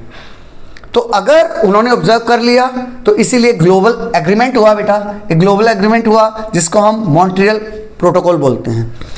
पूरे ग्लोबल का मतलब क्या होता है, पूरे वर्ल्ड ने मिलके एक प्रोटोकॉल सेट कर लिया। प्रोटोकॉल मतलब नियम बना लिए कि भाई CFC यूज़ नहीं करेंगे आगे से। अगर CFC यूज़ करेगा, मान लिया अमेरिका यूज़ करेगा, तो क्या सिर्फ अमेरिका के ऊपर छेद होगा, पूरा वर्ल्ड बर्बाद हो जाएगा, सभी लोगों को नुकसान होगा। तो इसीलिए वहाँ से तो अब हमने CFC की जगह दूसरी गैसेस यूज़ करना शुरू कर दी हैं। तो उससे फ़ायदा क्या हुआ, अब वो छेद धीरे धीरे भर गया है, भर रहा है, भर गया है। अब यहाँ से शुरू होता है बेटा विंड की कहानी। विंड हम पहले भी पढ़े हैं क्या? हाँ सर पढ़े हैं, अर्लियर क्लासेस में हमने पढ़ा है सर। लैंड ब्रिज, सी ब्रिज कैसे होता है? सिंपल है सर, कुछ नहीं है। एग्जाम्पल के लिए हम कोई भी सी शोर समझ लो, समुद्र का किनारा, जैसे बॉम्बे लगा लेते हैं। तो बॉम्बे में क्या है सर, एक साइड ज़मीन है, एक साइड वाटर है, एक साइड लैंड है, एक साइड सी है। तो लैंड सर जल्दी गर्म होगी, जल्दी ठंडी हो जाएगी, ठीक है। तो जब जल्दी गर्म होगी तो जैसे सूरज निकलेगा, लैंड गर्म, पानी ठंडा। तो जो लैंड है वो गर्म होगी तो उसके ऊपर की हवाएं ऊपर चली जाएंगी, उड़ के कहाँ चली जाएंगी, ऊपर चली जाएगी। और वाटर जो अभी ठंडा है वहाँ से हवाएं जमीन की तरफ आएगी, जिसे हम क्या बोलते हैं, सी ब्रिज। तो ड्यूरिंग डे टाइम सी ब्रिज चलता है सर, और नाइट टाइम जैसे सूरज गायब तो लैंड अभी धीरे धीरे ठंडा हो रहा है, वाटर अभी धीरे धीरे ठंडा हो रहा है, जबकि लैंड तुरंत से ठंडा हो जाएगा। तो अभी गर्म कौन, अभी गर्म है वाटर, तो वाटर के ऊपर ये कार्यक्रम होगा, वाटर की हवाएं ऊपर चली जाएगी। अब लैंड से ब्रिज चलेगी सी की तरफ, जिसे हम लैंड ब्रिज बोलते हैं। तो एट द नाइट टाइम कौन सी ब्रिज चलेगी, लैंड ब्रिज चलेगी। ये हम क्लास 7 में पढ़ चुके हैं बेटा, भूले तो नहीं हो, नहीं भूले हैं सर। तो बस फिर अगर लैंड ब्रिज समझ में आ गया तो यहाँ वैली ब्रिज और माउंटेन ब्रिज समझा रखा है आपको, समझ लेते हैं। वही समझा रखा है, wind is the moment of air from a region of high pressure to a region of low pressure. Wind कहाँ से फ्लो करती है बेटा, कहाँ से फ्लो करेगी, हाई रीजन से, हाई प्रेशर से लेके लो प्रेशर की तरफ फ्लो करेगी। This pressure difference are mainly caused by the uneven heating of the earth surface. Earth surface जो अनइवन गर्म हुआ, लैंड अलग तरीके से, वाटर अलग तरीके से, उसके कारण ही होता है ये। Uneven heating of land and water is also responsible for the phenomena such as land and sea breeze. Class 8 में हम पढ़ चुके हैं, मैं अभी 7 बता रहा था, 8 में पढ़ा था हमने, उसी का एडवांस वर्जन, उसी का एडवांस वर्जन या कहो तो वैसा ही है। लोकल विंड के बारे में बात कर रहे हैं, जहां उन्होंने valley bridge and mountain bridge के बारे में समझाया। देखो बेटा, ड्यूरिंग द डे टाइम के दौरान क्या होगा, माउंटेन स्लोप्स, अब ये माउंटेन का एक स्लोप दे दिया बेटा, ये स्लोप, एक ये दूसरा स्लोप है, ठीक है, 2 स्लोप है। During the day time the mountain slope facing the sun are heated more rapidly. अब मान लो ये अपना सन है, तो सन से इस वाले उसको कम मिलेगी, इस वाले को सीधी सनलाइट इसके ऊपर पड़ रही है बेचारे के ऊपर। जब इसके ऊपर पड़ेगी तो क्या होगा, as a result the air over the slopes become warm. तो यहाँ का एरिया गर्म हो जाएगा, जबकि जो ग्राउंड एरिया है, जो नीचे का वैली एरिया, ये ठंडा रहेगा। यहाँ की हवाएं गर्म हो जाएंगी, तो जैसे ही गर्म होंगी तो ये एरो दिखा रखे हैं, ये ऊपर की तरफ जाएंगे। जैसे ही ये ऊपर की तरफ जाएंगे, becomes warm and rises creating a low pressure region. तो इस जगह पे क्या होगा बेटा, लो प्रेशर रीजन पैदा हो जाएगा। Cooler air from the valley moves up the slope to replace the rising warm air. तो जो वैली से ठंडी हवाएं ऐसे ऊपर की तरफ जाएंगी, this flow of air is known as valley breeze. इसी को बेटा ये वैली ब्रिज बोला है। तो उस टाइम नीचे से ऊपर की तरफ हवाएं चल रही होंगी, नीचे से ऐसे ऊपर की तरफ हवाएं चल रही होंगी, जो ये एरो से समझा रखा है। ड्यूरिंग द नाइट टाइम जैसे ही सनसेट हो गया, सन गायब होने के बाद क्या हुआ बेटा, अब उसका उल्टा होगा, जैसे लैंड ब्रिज और सी ब्रिज में उल्टा हुआ था, सेम ऐसे उल्टा होगा। अब क्या हुआ, अब ऊपर से नीचे की तरफ हवाएं, ठंडी हवाएं यहाँ सिंक करेंगी, वही बता रखा है। After sunset situation reverse, the mountain slopes loss heat faster. अब माउंटेन के जो स्लोप्स हैं, ये वाले स्लोप अब जल्दी से उसको हीट को रिलीज कर देंगे। वाइल द वैली फ्लोर, जो ये वाला वैली फ्लोर है, ये valley floor remains relatively warmer, ये गर्म रहेगा। जब ये गर्म रहेगा तो यहाँ की हवाएं ऊपर भागेंगी, ऊपर जाएंगी, और उस वैक्यूम को कवर करने के लिए माउंटेन से इधर से हवाएं नीचे की तरफ आएंगी, जो यहाँ ब्लू एरो से दिखा रखा है, जिसी को हम क्या बोलते हैं बेटा, माउंटेन ब्रिज। तो क्या ये बिल्कुल वैसा ही कॉन्सेप्ट नहीं हो गया जैसा हमने वहाँ लैंड ब्रिज और सी ब्रिज क्लास 8 में हमने पढ़ा था। अब इसी को एक और बड़े लेवल पे बात समझना, क्लास 8 में उसने लैंड ब्रिज और सी ब्रिज को छोटे लेवल पे समझाया, अब वहाँ से माउंटेन और वैली ब्रिज समझा दिया। अब माउंटेन ब्रिज और वैली ब्रिज का ही और थोड़ा एक्सटेंड करते हैं, और पूरी अर्थ को हम एक सिस्टम मान के अब समझते हैं कैसे प्लैनेटरी विंड चलती है, पूरे प्लैनेट पे विंड चलती हैं। तो उसने अर्थ जो कि नॉर्मली सर्कुलर है, देखो समझो, नॉर्मली बेटा इस शेप में है, सर्कुलर शेप में है, तो उसको उसने यहाँ फ्लैट दिखा दिया।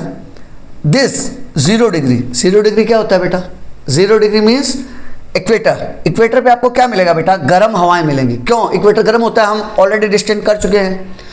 इक्वेटर से जितना आप दूर जाओगे, 30 डिग्री साउथ की तरफ या 30 डिग्री नॉर्थ की तरफ, वहाँ टेम्परेचर कंपैरेटिवली ठंडा रहेगा, और दूर जाएंगे और ठंडा होगा, लाइक दैट, ऐसे ठंडा होता जाएगा। इक्वेटर पे गर्म है, तो इक्वेटर पे गर्म है तो क्या यहाँ की हवाएं, यहाँ की जो विंड्स है, जो यहाँ की गैसेस है, वो ऊपर की तरफ नहीं चली जाएंगी। ये देखो रेड कलर से दिखा दिया उसने, ये ऊपर की तरफ जा रही हैं। वार्म एयर राइजेस, जो यहाँ की हवा होगी ऊपर की तरफ भागेगी। जैसे ही ऊपर की तरफ भागेगी यहाँ लो प्रेशर का एक वैक्यूम क्रिएट हो जाएगा। वैक्यूम मतलब खाली जगह क्रिएट हो जाएगी। जैसे ही खाली जगह होगी तो साइड से ठंडी हवाएं इधर की तरफ भागेंगी। ये आ गई, देखो ठंडी हवाएं इधर आ रही हैं, तो ठंडी हवाएं इधर आएंगी और ये वार्म एयर ऊपर जाएगी, ठंडी होगी, फिर नीचे की तरफ कूल एयर आएगी, फिर यूँ इस टाइप से बेटा, यूँ इस टाइप से सर्कल चलता रहेगा। वार्म एयर राइज हुई, ठंडी हुई, वापस इधर आई और गर्म होगी, इस टाइप से ये सर्कल चलता रहेगा। वही यहाँ समझा रखा है। Uneven heating of the earth between the equator and the poles. Equator और पोल्स ये 30 डिग्री साउथ है, उसके बाद 60 डिग्री साउथ होगा, उसके बाद साउथ पोल होगा। सिमिलरली यहाँ 0 डिग्री है, 30 डिग्री होगा, उससे और दूर जाएंगे 60 डिग्री नॉर्थ होगा, उससे और दूर जाएंगे नॉर्थ पोल होगा। वही बता रहा है uneven heating of the earth between the equator and the pole creates belt of low and high pressure।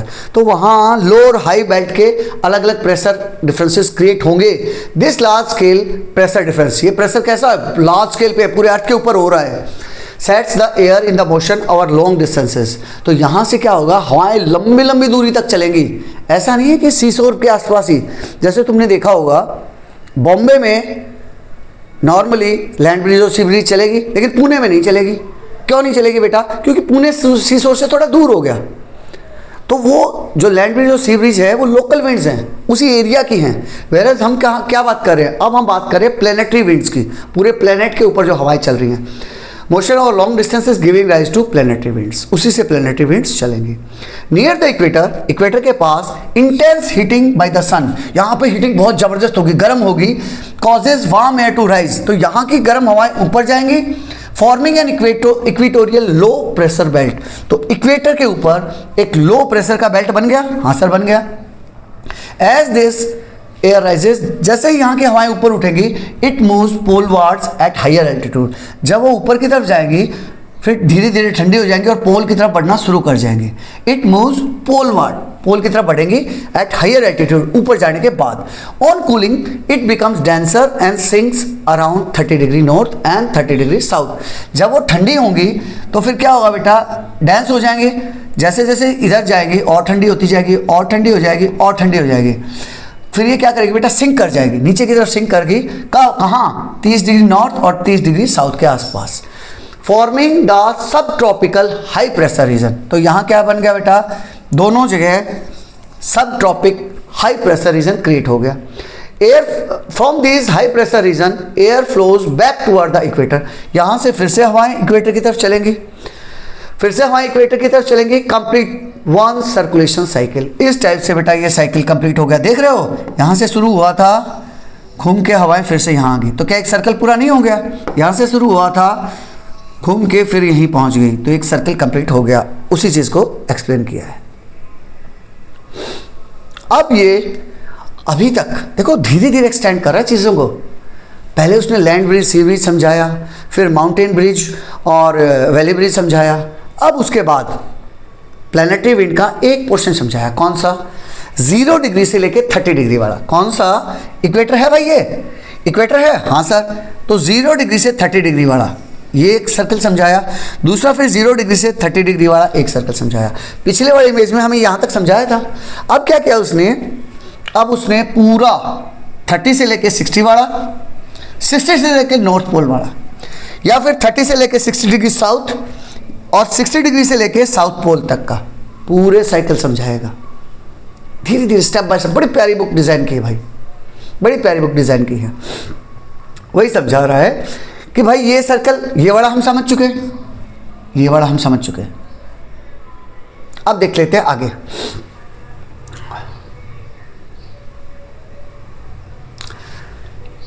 जो हवाएं हमारे पास आई, जो राइज हुई, उनका एक part, a part of it moves toward the pole along the surface. Surface के साथ साथ वो मूव करेगा again around 60 degree north and south latitude. तो 60 डिग्री के पास, यहाँ ये वाला 60 डिग्री यहाँ नॉर्थ है बेटा, और ये 60 डिग्री साउथ है। यहाँ फिर से ऐसे ही आपको एक सर्कल बनता हुआ दिखाई देगा, ऐसे ही आपको एक सर्कल बनता हुआ दिखाई देगा, उल्टा होगा। जो कि ये देखो, आप इस सर्कल को देखो, यहाँ से इक्वेटर के पास से हवाएं ऊपर उठी थी और फिर इधर गई थी, लेकिन 30 डिग्री के पास से क्या होगा, 60 डिग्री के पास से यहाँ उठेगी और यहाँ घूमते हुए यहाँ आएगी, उल्टा बन रहा है। ये बात ध्यान करना बेटा, जब ये सर्कल अगर ड्राइंग आ जाए तो आपको कॉन्सेप्ट बिल्कुल क्लियर होना चाहिए। ये और ये उल्टे हैं दोनों, ध्यान करो कैसे। Where it meets the cold air from the polar region, polar region से यहाँ ठंडी हवाओं से मिलते हैं ये। This create the sub polar low pressure belt, sub polar में, पोलर के पास लोअर प्रेशर बेल्ट बनती है। सेम जैसे हमने देखो ये और ये हम समझ चुके हैं, अब आपको ये और ये समझा रहा है, ये और ये समझा रहा है। In the polar region, pole region के जब बिल्कुल ऊपर पहुंच गए, जो कि कहाँ है 90 डिग्री नॉर्थ पे या फिर 90 डिग्री साउथ पे, हम एक ही बात करते हैं, हम पहले नॉर्थ को समझ लेते हैं, दूसरा तो उसका रेप्लिका है, दूसरा उसका बिल्कुल भाई है। Very low temperature causes cold wind. तो एक बात बताओ, पोल के ऊपर तो सब बढ़िया वाली ठंड होगी, जबरदस्त वाली ठंड होगी, होगी नहीं होगी? हाँ सर होगी। तो very low temperature causes cold and dense air to sink. तो पोल के ऊपर क्या होगा बेटा, जो हवाएं, ठंडी हवाएं होंगी वो नीचे की तरफ सिंक करेंगी नहीं करेंगी? हाँ सर करेंगी। Forming polar high pressure belt, तो यहां पे हाई प्रेशर बेल्ट तैयार हो जाएगा। Very low pressure belt forming polar air from these region flows toward the sub polar belt. अब यहां से हवाएं किधर भागेंगी? इधर भागेंगी भाई 60 डिग्री की तरफ, इस एरिया की तरफ भागेंगी, और इसीलिए ये सर्कल यू बनता है, इसीलिए ये सर्कल यू बनता है। And completing another circulation cycle. इस टाइप से उसने क्या किया बेटा, अब देखो फिर से रिवाइज कर रहा हूँ आपको, सबको इरेज कर लेते हैं, पूरा जीरो से शुरू करते हैं, पूरा जीरो से शुरू करते हैं, क्योंकि अगर आपको कहीं डाउट रहा हो तो फिर से समझ में आ जाए। उसने क्या किया बेटा, उसने पहले आपको एक पार्ट समझाया पिछले वाले डायग्राम में, 0 से लेकर 30 तक वाला। इस पार्ट में उसने 30 से 60 और 60 से 90 दो पार्ट समझाए। ये वाला हम पहले समझ चुके हैं, नीचे वाले की हम बात ही नहीं कर रहे, नीचे वाले की बात नहीं करें, नीचे वाला उसी का मिरर इमेज है, ये समझ लो। ये वाला उसने 0 से 30 डिग्री वाला समझाया। फिर उसने बताया कि यहाँ इस एरिया में देखो, इस एरिया में वो यहाँ फिर से सिंक कर रही हैं, सिंक करते हुए टुवर्ड द पोल भागेंगे। जब वो भागेंगी तो यहाँ से फिर ऊपर जाएंगी और इस तरह से एक सर्कल और बन जाएगा, जो कि इस सर्कल का जस्ट उल्टा होगा, इस सर्कल का जस्ट उल्टा होगा। तो 30 और 60 के बीच में उल्टा सर्कल, अब 60 से 90 के बीच में फिर से उसका उल्टा, यानी जैसा सेम यहाँ था सेम वैसा ही बनेगा, और ये बीच वाला उल्टा होगा। यहाँ क्या होगा, जो नॉर्थ पोल के पास बिल्कुल ठंडक होगी, बढ़िया वाली ठंडक। तो जैसे ही ज़्यादा ठंडक है तो वहाँ पे सिंक करेगा, फिर वो टुवर्ड द 60 डिग्री की तरफ भागेगा, यहाँ से फिर ऊपर जाएगा, क्योंकि गर्म रीजन आ गया, ऊपर उठेगा, और इस टाइप से ये सर्कल यू बन जाएगा। तो इन शॉर्ट में कहूँ, नीचे वाले को भूल जाओ तो 3 सर्कल, 1 2 3 सर्कल पूरे हो गए, 0 से लेके 30 के बीच में, 30 से लेके 60 के बीच में, एंड 60 से लेके 90 के बीच में। सेम ऐसे ही 3 circles are there towards the south pole की तरफ, 0 to 30, 30 to 60, 60 to 90, 3 circle same ऐसे ही यहाँ बनेंगे। और इसी को बेटा, इसी को प्लैनेटरी विंड बताया गया है। हाँ, एक इंटरेस्टिंग फैक्ट और बता रहा है, the earth rotation causes these wind to be deflected from their straight path. अब अभी तक हमें क्या लग रहा था, अभी तक हमें लग रहा था कि भाई ये जो हवाएं है ना, ये हवाएं जैसे यहाँ से नीचे की तरफ जब आ रही होगी तो यूँ आ रही होगी, जुप से जुप। नहीं भाई, जब हवाएं आएंगी तो अर्थ का रोटेशन भी काम करेगा, और जब अर्थ का रोटेशन काम करेगा बेटा, तो वो देखो इस रीजन में अलग तरीके से बिहेव करेगा, इस रीजन में अलग तरीके से बिहेव करेगा। तो in spite of going state, वो इसको देखो यूँ राइट की तरफ टर्न करा दिया, यूँ राइट की तरफ टर्न करा दिया, ये वाला यूँ टर्न करा दिया। और जब ये यहाँ नीचे की तरफ आ रहा है तो इधर टर्न करा दिया। ये देख रहे हो, इक्वेटर के साथ साथ हो जाएंगी ये लाइनें, ये जो कि यहाँ से ऊपर का पोर्शन, नॉर्थ पोर्शन अलग है, साउथ पोर्शन अलग है, बिल्कुल उल्टा है। देखो यहाँ से इधर हवाएं जा रही हैं, यहाँ से टुवर्ड वेस्ट जा रही हैं, यहाँ से इधर जा रही है, यहाँ से इधर जा रही है, बिल्कुल उल्टा है। The earth rotation causes this wind to be deflected from their straight path. सीधा नहीं रहने देंगी, उनको डिफ्लेक्ट कर देंगी। As a result, planetary winds follows curved path. इसीलिए उनका पाथ कैसा होगा बेटा, कर्व होगा, rather than moving directly from high pressure to low pressure. Straight की बजाय, हाई प्रेशर से लो की बजाय जाने की बजाय थोड़ी सी कर्व ले लेंगे because of rotation. The winds are deflected toward the right in the northern hemisphere. Northern hemisphere में right की तरफ डिफ्लेक्ट कर जाएंगी, and toward the left in the southern hemisphere due to the rotation of the earth on the axis. ये देखो right की तरफ move करेगी, यहाँ लेफ्ट की तरफ मूव करेगी, वही बता रहा है। नेक्स्ट है बेटा, जो ये इफेक्ट हमने पढ़ा, ये हमने पढ़ा हवा के ऊपर। कहाँ पढ़ा? हवा के ऊपर, एयर के ऊपर। एयर कैसे मूव कर रही है, ब्रीज कैसे करेगी, विंड कैसे करेगी, एक ही चीज़ है। अब हम पढ़ेंगे ओशियन करंट। ओशियन करंट क्या होगा बेटा? समुद्र के अंदर जो पानी होगा, ओशियन के अंदर जो पानी होगा, वो पानी ऐसा नहीं है कि भाई एक जगह पड़ा है बस। जो लेक वगैरह है, पोंड है, वहाँ पानी एक जगह पड़ा है, एक जगह स्टेगनेंट वाटर है, रुका हुआ है, कहीं नहीं जा रहा है। लेकिन ओशन में ऐसा नहीं है। ओशन में because of these pressure differences वो पानी एक जगह से दूसरी जगह मूव करेगा, एक जगह से दूसरी जगह मूव करेगा। गर्म, ठंडा, या फिर लोकल मान लिया कहीं रास्ते में कोई कॉन्टिनेंट आ गया, उसके कारण भी अपने आप को मूव करा लेगा। वो सब समझेंगे जिससे कि वो पानी का मोमेंट समझेंगे हम। अभी तक हमने एयर का मोमेंट समझा था, अब हम ओशन का मोमेंट समझेंगे। Ocean current are the continuous moment of the large mass of ocean water. जो ओशन का वाटर है बेटा, पानी का मोमेंट है कौन से? लार्ज स्केल पे, लार्ज मासेस है, उसका कॉन्टिन्यूस मोमेंट है ओशन करंट्स। ओशन करंट समझ गए भाई? पानी के अंदर, सिंपल लैंग्वेज में कहूँ तो हमें लगता है कि समुद्र तो भाई एक पूरा पानी का बहुत बड़ा सा एरिया है और जो शांत पड़ा है, उसके अंदर भी बेटा करंट चलती है, यानी समुद्र के अंदर नदियां बहती है। सिंपल वर्ड में कहूँ अगर समझाने के लिए, तो समुद्र के अंदर नदियां चल रही हैं एक जगह से दूसरी जगह। कोई नदी इधर जा रही है, कोई नदी उधर जा रही है, समझ रहे हो? Similar to the winds, planetary pressure difference, पूरे प्लैनेट पे जो प्रेशर डिफरेंस आया, also drive the ocean current, ocean current को भी ड्राइव करता है। Strong planetary winds drag the surface water of the ocean because of friction. जब planet के ऊपर हवाएं चली, अब देखो समझो, ये ओशन वाटर है, ओशन वाटर के ऊपर से एयर डिफरेंस के कारण, प्रेशर डिफरेंस के कारण हवाएं चल रही हैं। जब यहाँ से हवा जाएगी, जैसे तुमने देखा होगा कोई बहुत तेजी से ट्रक जा रहा है, ट्रेन जा रही है, तो तुम्हें बोलते पीछे खड़े हो जाओ, खींच लेगा तुम्हें अपनी तरफ। क्यों खींच लेगा भाई? क्यों खींच लेगा? क्योंकि जब वो ड्रैग करेगा, उस पानी के ऊपर से जाएगा, तो अपने साथ पानी को भी ले जाएगा। वही समझा रहा है। Similar to the winds, planetary pressure difference also drive the ocean current. Strong planetary winds, जो प्लैनेट के ऊपर तेजी से हवाएं चल रही होंगी, ड्रैग द सरफेस वाटर, समुद्र का जो ऊपरी पानी है, जो समुद्र का सबसे ऊपर वाला पानी है, उसको अपने साथ ड्रैग करके ले जाएगा बिकॉज ऑफ फ्रिक्शन, अपने साथ ले जाएगा, setting surface current in the motion. तो उससे क्या होगा? सरफेस के ऊपर ऊपर, समुद्र के ऊपर ऊपर सरफेस करंट बहना शुरू कर जाएगा। करंट मतलब बिजली वाला करंट नहीं, फ्लो ऑफ वाटर बोल दो। In addition to the winds, difference in temperature and salinity.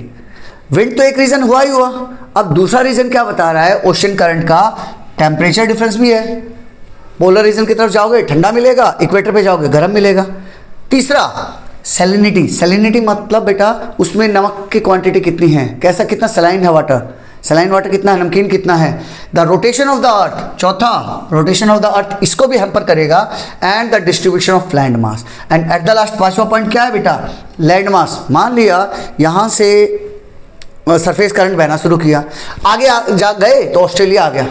Australia में जमीन पे तो नहीं चढ़ जाएगा ना ओशन भाई। ओशन के सामने जब भी लैंड मास आएगा तो लैंड मास थोड़ा ऊंचा होगा, तब ओशन यहाँ तो जाएगा नहीं, तो अपना रास्ता चेंज कर लेगा, तो लैंड मास भी इसको इन्फ्लुएंस करते हैं। एक एक समझते हैं कैसे।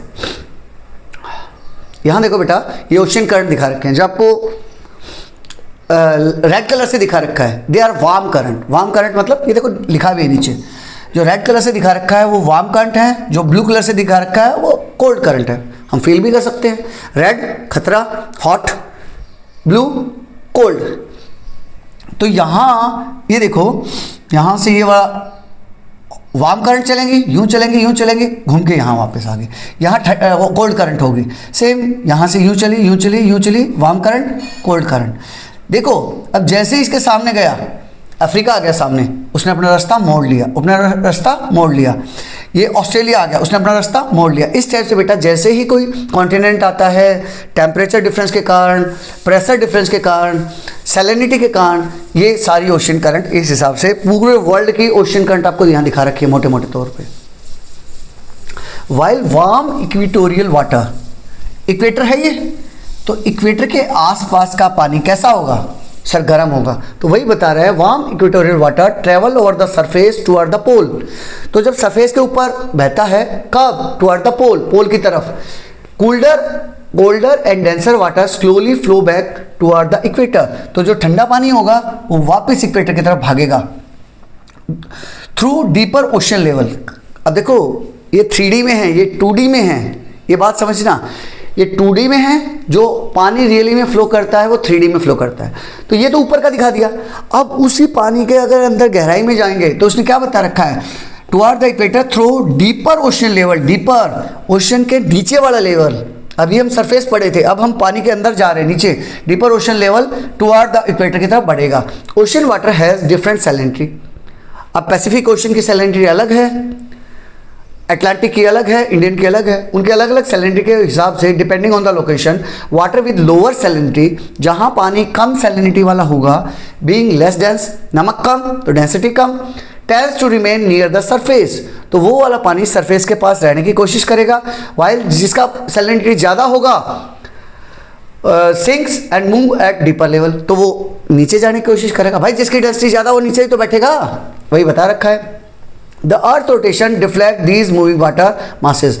अब रही से ही कसर, वाटर भी अपना अर्थ रोटेशन भी इसको घुमाएगा, forming larger circular pattern called gyres, जिसको हम एक गायर बोलेंगे बेटा।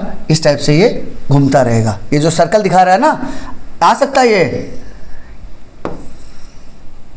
गायर की डेफिनेशन आ सकती है बेटा। The earth rotation deflect these moving water masses forming large circular pattern, ऐसे ऐसे बड़े बड़े सर्कुलर पैटर्न बोल रहे हैं, जिसको हम गायर्स बोलेंगे। These rotation clockwise in the northern hemisphere. Northern hemisphere में देखो बेटा क्लॉकवाइज घूम रही हैं। क्लॉक कैसे घूमती है मेरी? क्लॉक सर यूँ घूमती है सर, यहाँ से ऐसे करके, और यूँ घूमती है, ऐसे जाती है, हमेशा ऐसे जाती है। क्या ये भी ऐसे नहीं घूम रहे? देखो उसी फॉर्म में है। And counter clockwise in the southern hemisphere, तो क्लॉकवाइज ऐसे है, एंटी क्लॉकवाइज देखो ऐसे घूम रहे हैं, उल्टे उल्टे घूम रहे हैं, वही बता रहे। These rotate clockwise in the northern and anti clockwise in the southern hemisphere. Continents further modify these path by blocking and redirecting current. अब अगर सामने से कोई कॉन्टिनेंट आ गया, यहाँ देखो, यहाँ से बेचारा ये यहाँ जाने की कोशिश कर रहा था, सामने अफ्रीका साहब आ गए, अफ्रीका क्या करेगा, उसको फिर घुमा देगा। लाइक दैट कॉन्टिनेंट भी उसको ब्लॉक करते हैं। Ocean current play a major role in regulating the earth climate and supporting life. Ocean current भी बहुत इंपॉर्टेंट रोल प्ले करते हैं अर्थ के ऊपर, by transporting heat from the equator toward the pole. Equator से लेके पोल की तरफ गर्म हवाएं लेके जाते हैं। They reduce temperature difference across the planet, तो उससे क्या होगा बेटा, यहाँ जो गर्मी थी अब वो गर्मी कहाँ पहुँच गई, पोल की तरफ पहुँच गई। ये देखो इक्वेटर है, इक्वेटर से ये रेड किस कलर में दिखा रखा है, रेड कलर में, इसका मतलब कैसी करंट है, ये वार्म करंट है। तो ये देखो पोल की तरफ, ग्रीनलैंड की तरफ ले गया, वही बता रहा है। दे रिड्यूस टेम्परेचर डिफरेंस, तो इससे क्या होगा, यहाँ का टेम्परेचर भी थोड़ा बढ़ जाएगा, पोल के पास का भी टेम्परेचर बढ़ जाएगा, तो टेम्परेचर डिफरेंस कम हो गया across the planet. For example the warm ocean current, एक एग्जाम्पल बता रखा है, warm ocean current the north Atlantic drift, इसका नाम दिया बेटा north Atlantic drift, an extension of the gulf stream. Gulf stream, यहाँ देखो ये गल्फ में स्ट्रीम पैदा हुई थी, गल्फ में स्ट्रीम पैदा हुई थी, ये यहाँ से लेते लेते लेते गल्फ स्ट्रीम बनती चली गई और नॉर्थ अटलांटिक ड्रिफ्ट के नाम से नॉर्थ पोल के पास हीट लेके चली गई, हीट लेके चली गई, यही समझा रखा है यहाँ। नेक्स्ट है बेटा बायो जियोकेमिकल साइकिल। बायो मतलब लाइफ, जियो मतलब अर्थ, एंड केमिकल मतलब केमिकल्स, तो 3 वर्ड से मिलकर बना है बेटा बायो जियो केमिकल साइकिल्स। बायोलॉजिकल तरीके से कैसे अर्थ के ऊपर ये साइकिल चलती रहती है वो समझेंगे।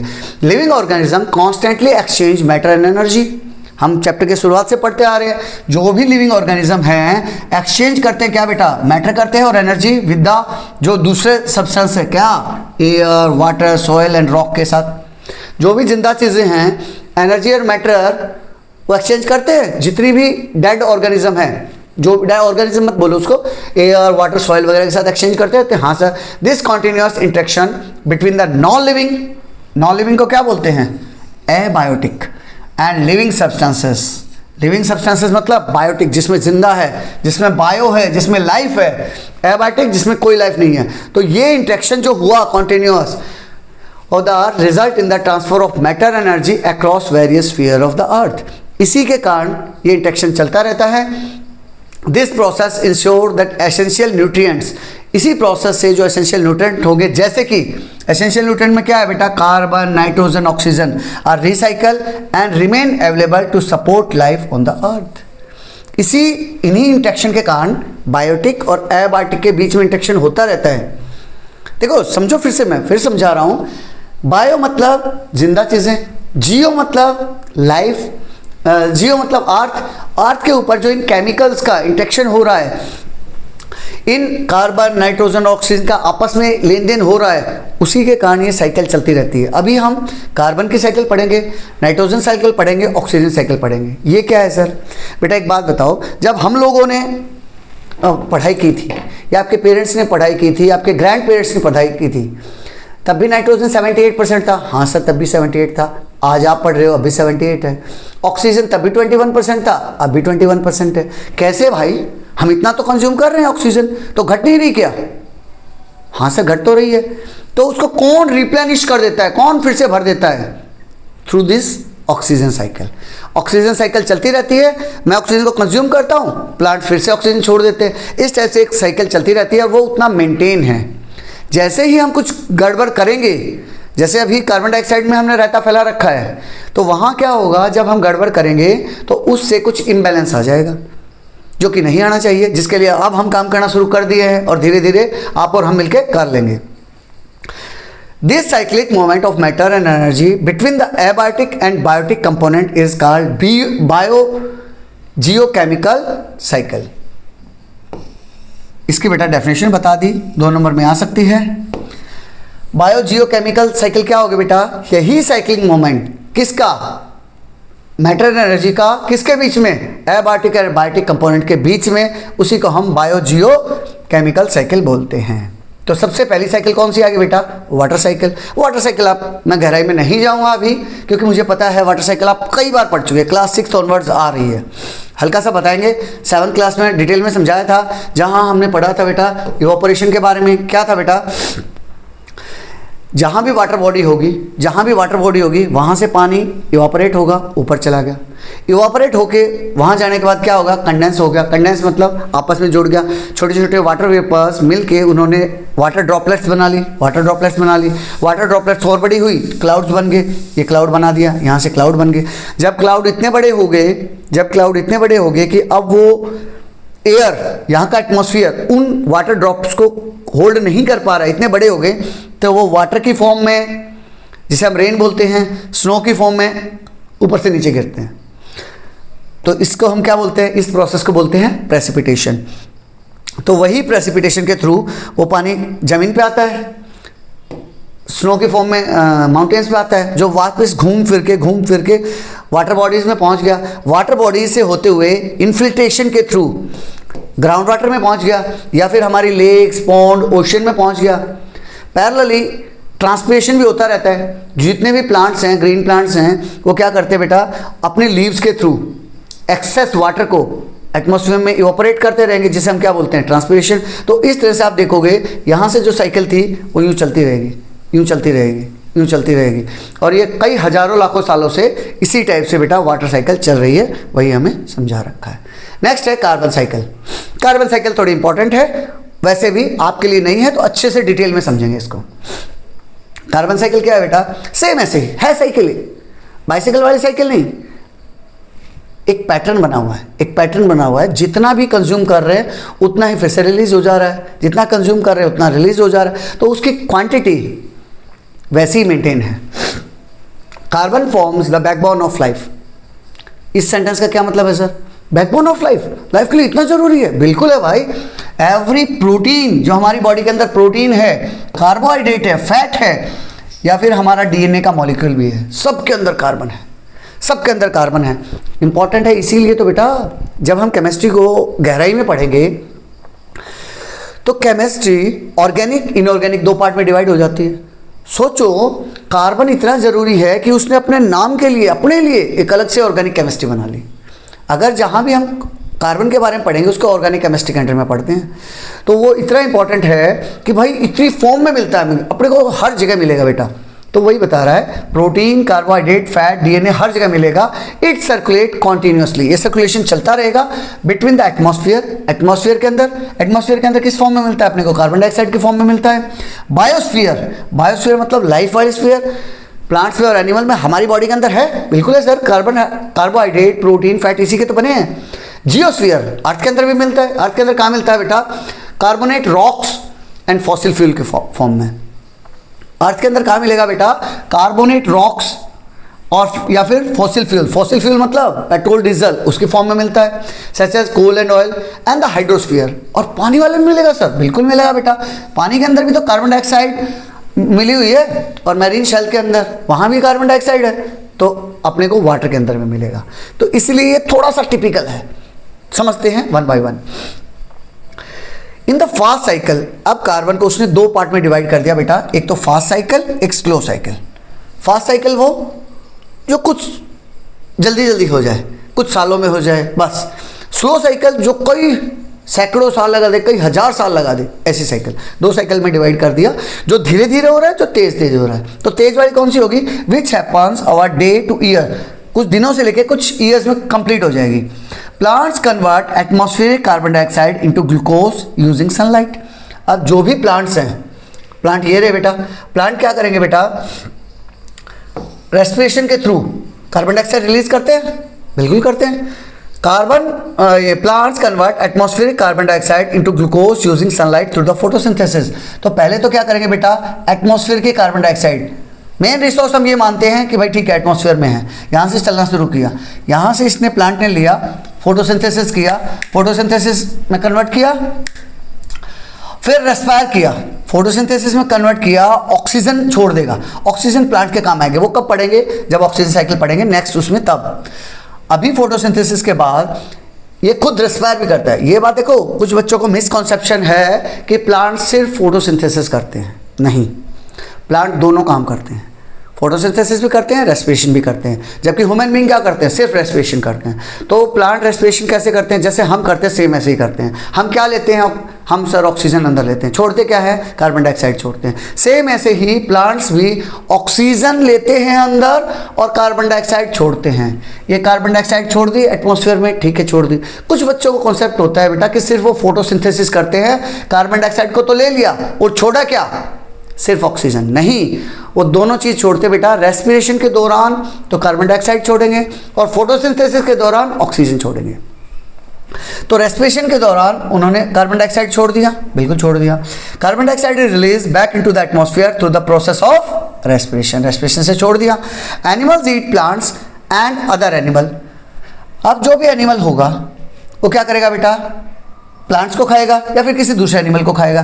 तो वो जब रेस्पायर करेगा, when they die carbon dioxide return to the air because of decomposition. तो जब वो रेस्पिरेशन करेगा तब वो भी कार्बन डाइऑक्साइड छोड़ेगा,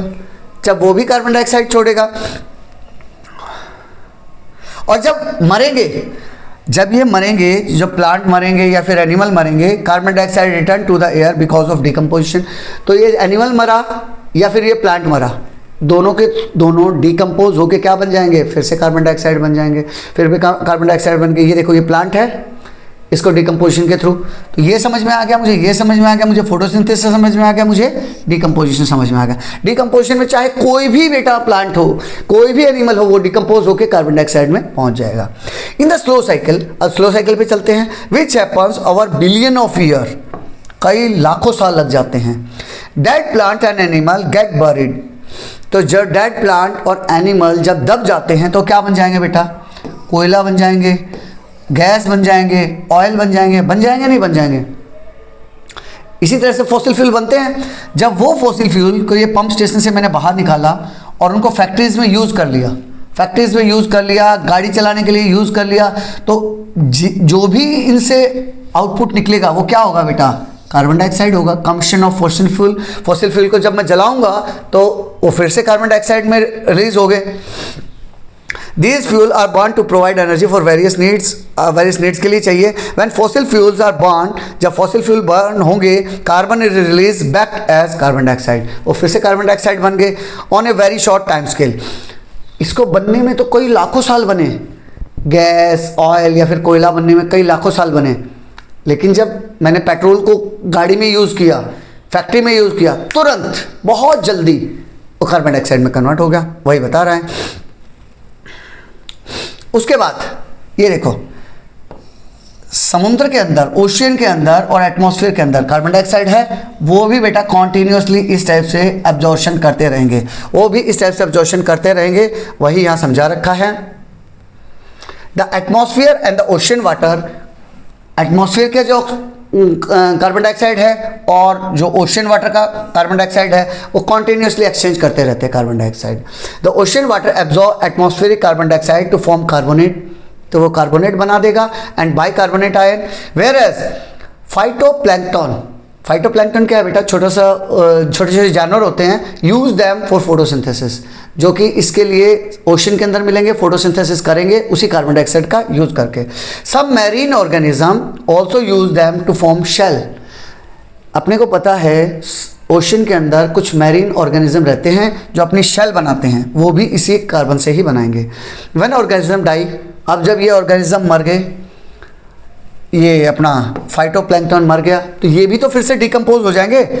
ये die they sink to the ocean floor, ocean floor में चले जाएंगे and their organic matter is stored as carbon for a long period.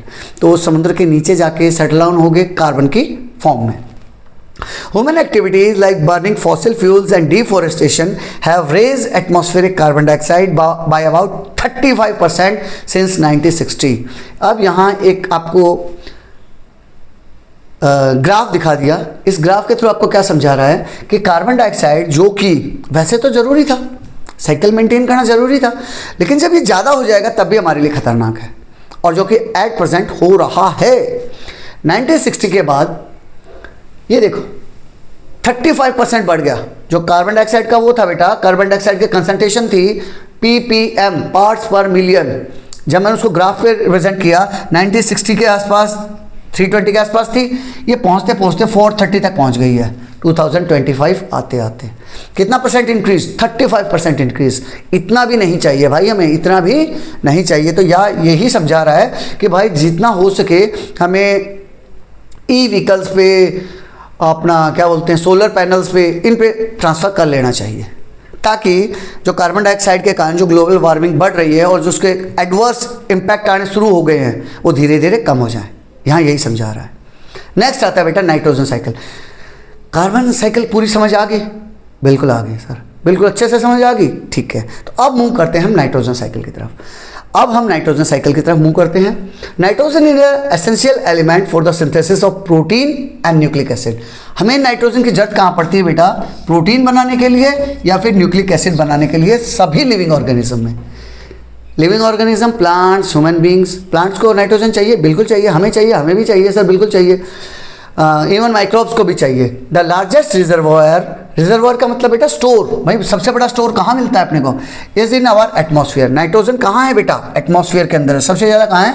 इसी के थ्रू हम देखेंगे कैसे वो मूव कर रहा है। However nitrogen gas is rather non reactive. Nitrogen gas कैसी है बेटा? नॉन रिएक्टिव टाइप की है and can not be directly use by the plant. तो प्लांट ऐसा नहीं है, देखो नाइट्रोजन चाहिए उनको भी, प्लांट को भर भर के चाहिए, लेकिन ना ही तो प्लांट ना ही एनिमल उसको डायरेक्टली कंज्यूम नहीं कर सकते। एटमॉस्फेयर में नाइट्रोजन कितनी है? 78% है। प्लांट्स को नाइट्रोजन चाहिए तो उसके लिए हम फर्टिलाइजर डाल रहे हैं, लेकिन एटमॉस्फेयर में कितनी? 78%। फिर भी वो यूज़ नहीं कर पाते। क्यों नहीं कर पाते? वही रीज़न बता रहा है। क्यों बेटा? क्योंकि हम उसको डायरेक्टली कंज्यूम नहीं कर सकते, उसको पहले सॉल्युबल फॉर्म में कन्वर्ट करना पड़ेगा। It must be converted to soluble compounds. Soluble compound में कन्वर्ट करना पड़ेगा such that living beings can absorb it. तो जो जिंदा चीज़ें हैं, चाहे वो एनिमल हो या प्लांट हो, उसको कंज्यूम कर पाएँ, इसलिए अपने को उसको सॉल्युबल फॉर्म में कन्वर्ट करना पड़ेगा। अब सॉल्युबल फॉर्म कैसे करेंगे? ये है बेटा वो नाइट्रोजन फिक्सेशन। एटमॉस्फेयर की नाइट्रोजन को हम नाइट्रोजन फिक्सेशन के थ्रू, ये प्रोसेस का नाम है नाइट्रोजन फिक्सेशन। एटमॉस्फेयर की नाइट्रोजन को हम नाइट्रोजन फिक्सेशन के थ्रू अमोनिया में कन्वर्ट कर देंगे, उसका नाइट्रिफिकेशन करके नाइट्राइट में कन्वर्ट कर देंगे, उसका नाइट्रिफिकेशन करके नाइट्रेट में कन्वर्ट कर देंगे, और इन फॉर्म्स को, अमोनिया को, नाइट्राइट को या नाइट्रेट को, ये कंज्यूम कर सकते हैं, ये कंज्यूम कर सकते हैं। तो इस तरह से मैं उसको सॉल्युबल फॉर्म में कन्वर्ट कर दूंगा। The overall movement of nitrogen between air air के बीच में, सॉयल, वाटर एंड ऑर्गेनिज्म के बीच में। तो समझ रहे हो, एयर के बीच में सॉयल, प्लांट्स, एनिमल्स, इसके बीच में जो ये पूरा साइकिल बन रहा है उसी को हम नाइट्रोजन साइकिल बोलते हैं। नाइट्रोजन साइकिल की डेफिनेशन आगे बेटा, the overall movement of nitrogen between air के बीच में, सॉयल के बीच में, वाटर जो पानी के बीच में, एंड ऑर्गेनिज्म, इन ऑर्गेनिज्म में ले लिया, इसी को नाइट्रोजन साइकिल बोलते हैं। The nitrogen cycle contain several steps. उसमें कौन कौन से स्टेप होंगे, नाम जरूर याद रख लेना, ये नाम जरूर याद रख लेना। अगर आपने ये नाम लिखे तो आपके नंबर पक्के हैं। जैसे first one is nitrogen fixation. तो एटमॉस्फेयर के नाइट्रोजन को जब हम अमोनिया में कन्वर्ट करते हैं उसी को बोलते हैं नाइट्रोजन फिक्सेशन। एसिमिलेशन, एसिमिलेशन करना, उसको आत्मसात कर लेना, उसको अब्जॉर्व कर लेना। अमोनिफिकेशन, अमोनिया में कन्वर्ट कर देना। नाइट्रिफिकेशन, नाइट्रिफिकेशन में नाइट्राइट या नाइट्रेट में कन्वर्ट करना is nitrification. And at the last denitrification, जो नाइट्रिफिकेशन के थ्रू मैंने उसको नाइट्रेट बना दिया, मैंने नाइट्राइट बना दिया। अब ये वाली नाइट्रोजन अगर बची हुई है तो इसका क्या करूँ, उसका फिर से बेटा डीनाइट्रिफिकेशन हो जाता है और वो फिर से एटमॉस्फेयर में चली जाती है। इस तरह से ये साइकिल चलती रहती है। Nitrogen fixing bacteria such as rhizobium, nitrogen fixation की बात आए और राइजोबियम का नाम ना आए, पॉसिबल नहीं है। हम अर्लियर क्लासेस में भी राइजोबियम को पढ़ चुके हैं। राइजोबियम क्या है, राइजोबियम वो बैक्टीरिया है बेटा जो लेगुमिनियस प्लांट्स के रूट्स में रहता है।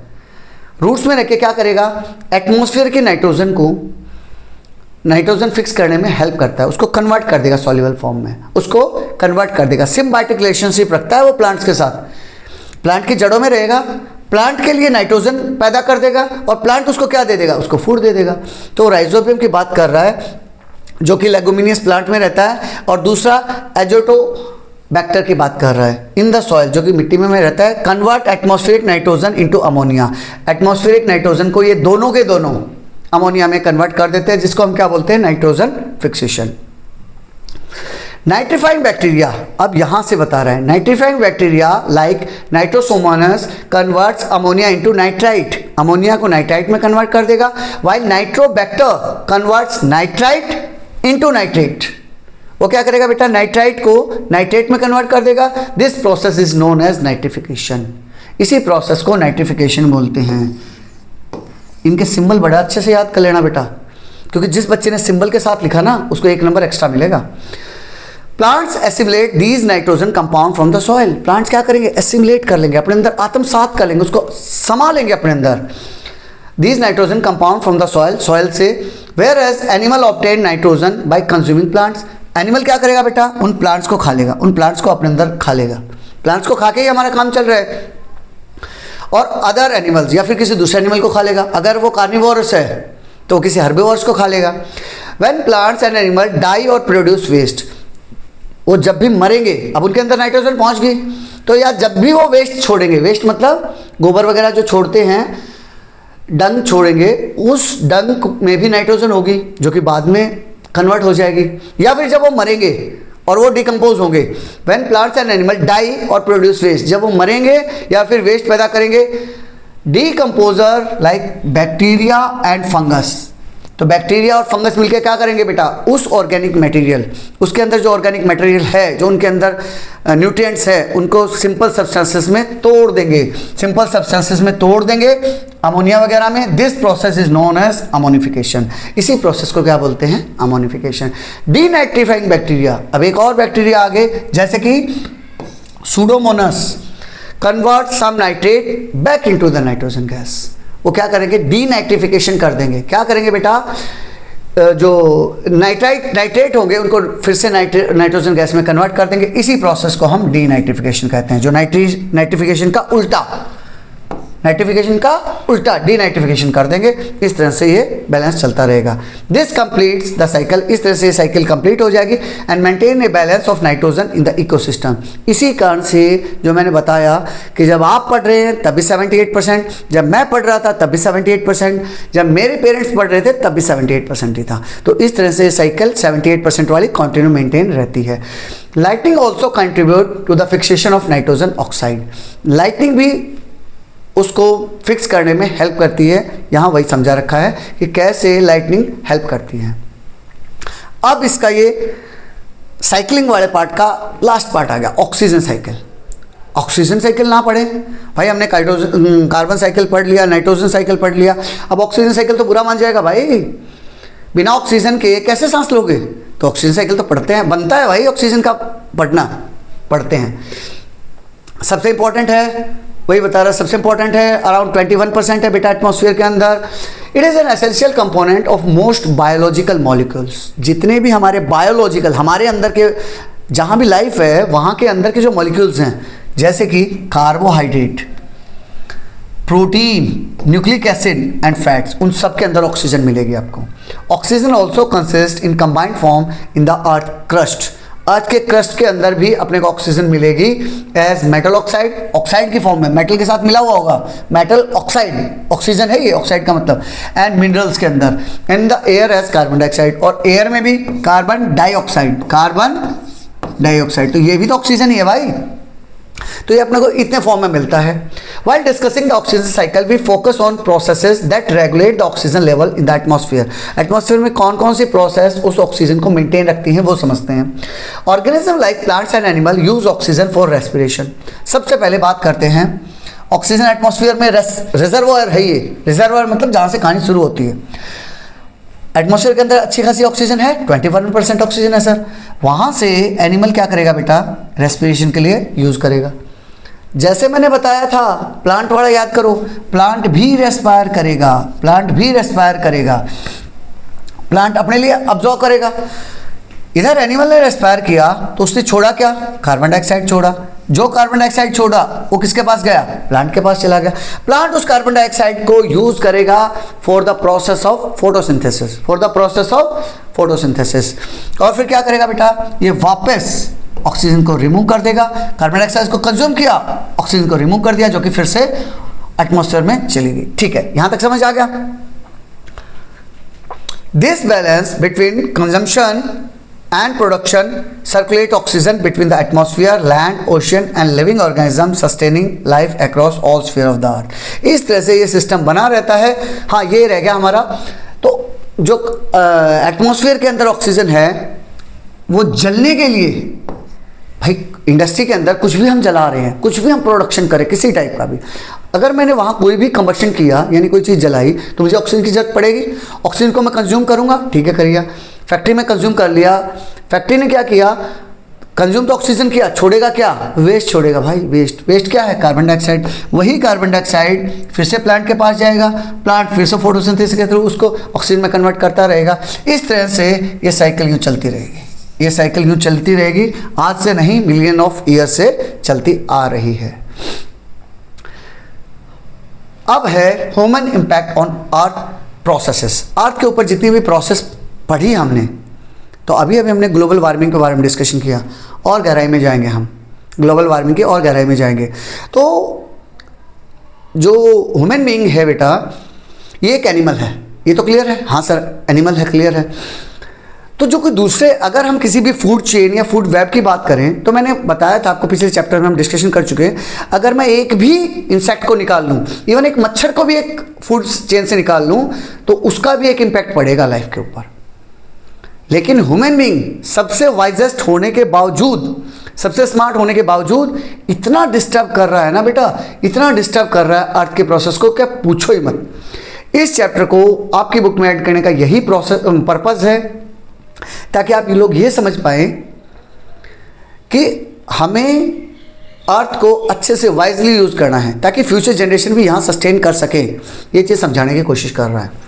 जैसे ग्रेड 8 चैप्टर 13 में हमने पढ़ा था कि अभी जैसे जैसे कार्बन डाइऑक्साइड बढ़ती जा रही है, तो rising carbon dioxide level from the use of fossil fuels, हम बहुत ज़्यादा फॉसिल फ्यूल यूज़ कर रहे हैं। फॉसिल फ्यूल मतलब पेट्रोल, डीजल, ATF, केरोसिन, इनका जब यूज़ करते हैं तो निकलता क्या है, कार्बन डाइऑक्साइड निकलती है। Leads to the extreme weather, तो उससे एक्सट्रीम वेदर होते जा रहे हैं, एंड बायोडाइवर्सिटी लॉस होता जा रहा है। एक्सट्रीम वेदर मतलब वेदर बेटा इतना खतरनाक हो गया है। मैं खुद अपनी लाइफ की बात करता हूँ, अपनी लाइफ की बात करता हूँ। हमने हार्डली एक बार बचपन में बाढ़ देखी थी, लेकिन आज के टाइम में हर साल किसी न किसी स्टेट में बाढ़ आ रही है। अभी यहाँ की, अभी यहाँ की, और बाढ़ से भी खतरनाक क्या, फ्लैश फ्लड्स, जो अचानक से आती है, जुब से बादल फट गया, वो तो सब कुछ बहा के ले जाती है। बाढ़ के टाइम में, मतलब बारिशों के टाइम में बाढ़, सर्दियों के टाइम में एक्सट्रीम सर्दी, गर्मियों के टाइम में एक्सट्रीम गर्मी, ग्लोबल वार्मिंग। तो ये सब के सब खतरनाक नहीं है। तो वही बता रहा है इन सब से हो क्या रहा है, एक्सट्रीम वेदर आ रहे हैं एंड बायोडाइवर्सिटी का लॉस भी हो रहा है। जैसे जैसे टेम्परेचर बढ़ेगा, बहुत से जानवर ऐसे होंगे बेचारे जो सर्वाइव नहीं कर पाएंगे, वो एक्सटिंक्ट हो जाएंगे। तो बायोडाइवर्सिटी का भी लॉस हो रहा है। How human action disturb the bio geochemical cycle, हम ये पढ़ेंगे कि कैसे ह्यूमन के एक्शन इन बायो जियोकेमिकल साइकिल को डिस्टर्ब कर रहा है। Oxygen cycle, nitrogen cycle, carbon dioxide cycle को कैसे डिस्टर्ब कर रहा है। Excess atmospheric carbon dioxide increases ocean absorption. तो अगर हम एटमॉस्फेयर के कार्बन डाइऑक्साइड को ज़्यादा बढ़ा देते हैं बेटा, उससे क्या होगा, इंक्रीजेज ओशियन अब्जॉर्प्शन, ओशियन ज़्यादा अब्जॉर्ब करेगा, मेकिंग सी वाटर मोर एसिडिक, तो समुद्र का पानी और ज़्यादा एसिडिक हो जाएगा। This could threaten tiny plankton and coral reefs, तो उसके अंदर जो प्लैंकटन और कोरल रीफ्स ये एनिमल रह रहे हैं वो ख़त्म। डिसरप्टिंग द मैरीन इकोसिस्टम, तो उससे क्या होगा, मैरीन इकोसिस्टम, मैरीन मतलब एक्वेटिक, जो समुद्र वाला इकोसिस्टम है वो पूरा डिस्टर्ब हो जाएगा। However warmer ocean water reduces the ocean capacity to absorb carbon dioxide as an effective carbon sink. तो इससे क्या होगा बेटा, जैसे ही ओशियन का वाटर गर्म होगा तो ओशियन की कैपेसिटी अब्जॉर्ब करने की कम हो जाएगी। बर्निंग ऑफ फॉसिल फ्यूल, तो यहाँ मैरीन लाइफ पे फर्क बता दिया। अब बता रहा है बर्निंग ऑफ फॉसिल फ्यूल, जैसे ही मैं ये जीवाश्म ईंधन, हिंदी में क्या बोलते हैं फॉसिल फ्यूल को, जीवाश्म ईंधन, जीवाश्म, फॉसिल मतलब जीवों का श्रम है, मतलब जीवों के पार्ट से बने हैं फ्यूल। एंड डिफॉरेस्टेशन, तो जो डिफॉरेस्टेशन करेंगे बेटा, saturate natural carbon sinks like forest, तो जो कार्बन डाइऑक्साइड को अब्जॉर्ब करने वाले थे कौन, फॉरेस्ट एंड ओशियन, वो डिस्टर्ब कर रहे हैं हम। ओवर द पास्ट 50 ईयर्स, जैसे अभी हमने वो ग्राफ के थ्रू पढ़ा था, पिछले 50 सालों में there has been a significant change in the earth natural system. Earth के नेचुरल सिस्टम में बहुत ज़बरदस्त डिफरेंसेस आ रहे हैं। अभी लेटेस्ट देख रहे होगे आप, कभी अमेरिका में, कभी इंडोनेशिया में, कभी जकार्ता में, कहीं बाढ़ आ रहे हैं, तूफान आ रहे हैं, अर्थक्वेक्स आ रहे हैं, इवन जंगलों में आग लग जा रही है, वो सब इन्हीं का असर है बेटा। In India fossil fuel still generate a significant part of our electricity. India में अभी भी बहुत ही ज़्यादा हम इसके ऊपर डिपेंडेंट है बेटा, फॉसिल फ्यूल्स के ऊपर। कंट्रीब्यूटिंग हार्मफुल एमिशन, जिससे हो क्या रहा है, हार्मफुल एमिशन पैदा हो रहे हैं। Although the rapid growth of solar energy offer hope, लेकिन अभी गवर्नमेंट प्लान कर रही है, हम शिफ्ट हो रहे हैं सोलर एनर्जी की तरफ, जिससे एक आशा पैदा हो रही है, हमें लग रहा है कि हाँ हो जाएगा। The excess carbon dioxide intensify green house warming, जैसे जैसे कार्बन डाइऑक्साइड बढ़ रही है तो ग्रीन हाउस वार्मिंग बढ़ती जा रही है, डिस्टर्बिंग द कार्बन साइकिल, जिससे कार्बन डाइऑक्साइड साइकिल की डिस्टर्बेंस हो रही है। Over use of fertiliser in agriculture adds excessive nitrogen via nitrate to the river and the lakes. जब हम फर्टिलाइजर का ज़्यादा यूज़ करते हैं खेती के अंदर मैंने ज़्यादा यूज़ किया बेटा, फर्टिलाइजर डाल दिया पैदावार बढ़ाने के लिए, तो उससे क्या होगा, वही फर्टिलाइजर्स बाद में जाके लेक्स में और रिवर में पहुंच जाते हैं, पानी के थ्रू वहाँ पहुंच गए, causing wide spread growth of algae. यहाँ एक इमेज दे रखी है बेटा एल्गी की, कितना ग्रीन हो रखा है, लेक कितनी गंदी हो रखी है, एल्गी की इमेज दे रखी है। दैट डिप्लेट ऑक्सीजन, तो वहाँ क्या होगा बेटा, जब इतना ज़्यादा एल्गी वगैरह आ गया तो ऑक्सीजन की कमी हो जाएगी। एंड किल फिश, तो वहाँ एक्वेटिक एनिमल कुछ भी हो, पानी के अंदर रहने वाला फिश हो, कोई दूसरा एनिमल हो, तो वो बेचारा मतलब बिना ऑक्सीजन के मर जाएगा। दिस प्रोसेस इज कॉल्ड यूटोरिफिकेशन, इसी प्रोसेस को यूटोरिफिकेशन बोलते हैं। ये बात ध्यान करना बेटा, ये छोटी छोटी डेफिनेशन दे रखी हैं, तुम जल्दी जल्दी में इसको मिस भी कर दोगे। एक बार पढ़ोगे यूटोरिफिकेशन क्या होता है, अच्छा ठीक है, ऐसे उसमें काई वगैरह आ गई, एल्गी वगैरह आ गई, एल्गी वगैरह के कारण क्या हुआ, उसके अंदर पानी के अंदर ऑक्सीजन की कमी होगी और एक्वेटिक एनिमल मर गए, इसी को यूटोरिफिकेशन बोलते हैं। लेकिन जब एग्जाम में आएगा क्या था यार यूटोरिफिकेशन, ये तो इस चैप्टर में नहीं था, मिस हो जाएगा और वहाँ आपके 2 नंबर चले जाएंगे, तो इसलिए ध्यान से पढ़ना इन सब चीज़ों को। उसके बाद बता रहा है कि और किस तरीके से व्हीकुलर इमिशन, जो हम व्हीकल लेके जाते हैं, भाई मुझे एक चॉकलेट लेनी है, उसके लिए भी मैं गाड़ी निकालता हूँ, ये नहीं कि भाई जब शाम को जाएंगे वॉकिंग के लिए तभी ले आएंगे, यार इतना एडजस्ट करना चाहिए ना हमें। यही छोटी छोटी चीज़ें हमारे अंदर बदलाव डालेंगी। मेरे घर से बस स्टैंड तक बस जाती है, लेकिन मैं उसमें 5 रुपये देके बस में नहीं जाऊंगा, बल्कि मेरे फादर जाएंगे मेरे को छोड़ने के लिए, बड़ी सी गाड़ी निकालेंगे, जाएंगे आएंगे, डबल हो गया। और अगर सिर्फ मैं वहीं से बस पकड़ूँ और वहाँ उतर जाऊँ तो कितना आसान है। उसी एक बस में 50 लोग जा रहे हैं, वही एक गाड़ी में सिर्फ मैं अकेला मेरे को छोड़ने के लिए जा रहे हैं। यही चीज़ आपको फील कराने के लिए करवा रही है। Vehicular emissions react with sunlight to form ground level smog. Vehicular से इमिशन से जो पॉल्यूशन निकला तो वो क्या पैदा कर देगा बेटा, स्मॉग पैदा कर देगा। This also leads to the formation of ground level ozone. तो ग्राउंड लेवल पे ओजोन लेयर बन जाएगी which is harmful for the health, क्योंकि वो हमारे हेल्थ के लिए नुकसानदायक है, क्योंकि ओजोन क्या है बेटा, यूवी रेडिएशन को अब्जॉर्ब करता है। These pollutants make city air unhealthy. इसीलिए आपने स्पेशली दिवाली के आसपास दिल्ली का एरिया देखा होगा, वहाँ बताते हैं कि 500-600 के आसपास तक AQI पहुँच गया, कितना अनहेल्दी हो गया, सांस लेना मुश्किल हो जाता है, उसी के बारे में समझा रखा है। तो इन सब का सॉल्यूशन क्या करें, तो बेटा अलग अलग टाइम पे देश के लेवल पे, स्टेट के लेवल पे, पूरा वर्ल्ड ने मिलके अलग अलग समझौते किए, मीन्स ये मॉन्ट्रियल प्रोटोकॉल वगैरह किए, तो उन्हीं के बारे में बता रहा है। जैसे Montreal protocol has started the process of recovery of ozone layer. Ozone layer में जब छेद हुआ था तो मॉन्ट्रियल में एक प्रोटोकॉल हुआ पूरे वर्ल्ड कम्युनिटी का, जिन्होंने प्लान किया कि ठीक है भाई, ग्लोबल कॉर्पोरेशन से अब इसको CFC को, कार्बन क्लोरोफ्लोरोकार्बन को अब कम कर देंगे। हाउएवर द क्योटो प्रोटोकॉल, उसके बाद आया बेटा Kyoto protocol and Paris agreement, उन सबसे ज़्यादा फर्क पड़ा नहीं। However the Kyoto protocol and the Paris agreement in which countries were suppose to reduce their carbon dioxide emission have been less successful. Kyoto protocol और पेरिस एग्रीमेंट में ये सारी चीज़ें फिर से डाउन हो गई। क्यों डाउन हो गई, क्योंकि जो डेवलप कंट्री थे, अमेरिका, ब्रिटेन, जर्मनी, ये सब ने मना कर दिया, बोला भाई हमें कोई दिक्कत नहीं।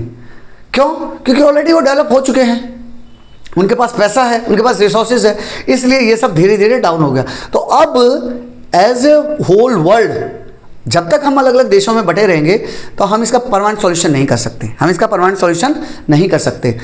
तो अब ये समझा रहा है कि हमें मिलजुल के करना पड़ेगा।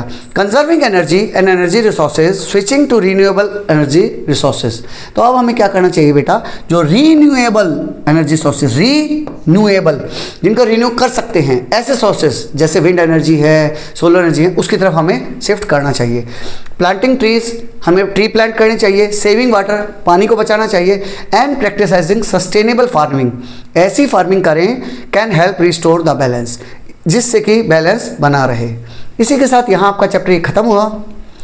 आपको सच में मज़ा आया हो, एक्सप्लेनेशन अच्छा लगा हो तो कमेंट, लाइक, शेयर करते रहिएगा। अपने दोस्तों के साथ शेयर करते रहना यार, बहुत इंपॉर्टेंट है। मेरे लिए भी एक बूस्टअप रहता है और दोस्तों को भी अच्छा कुछ पढ़ने को मिलेगा। With this I am signing off. जय हिंद, जय भारत।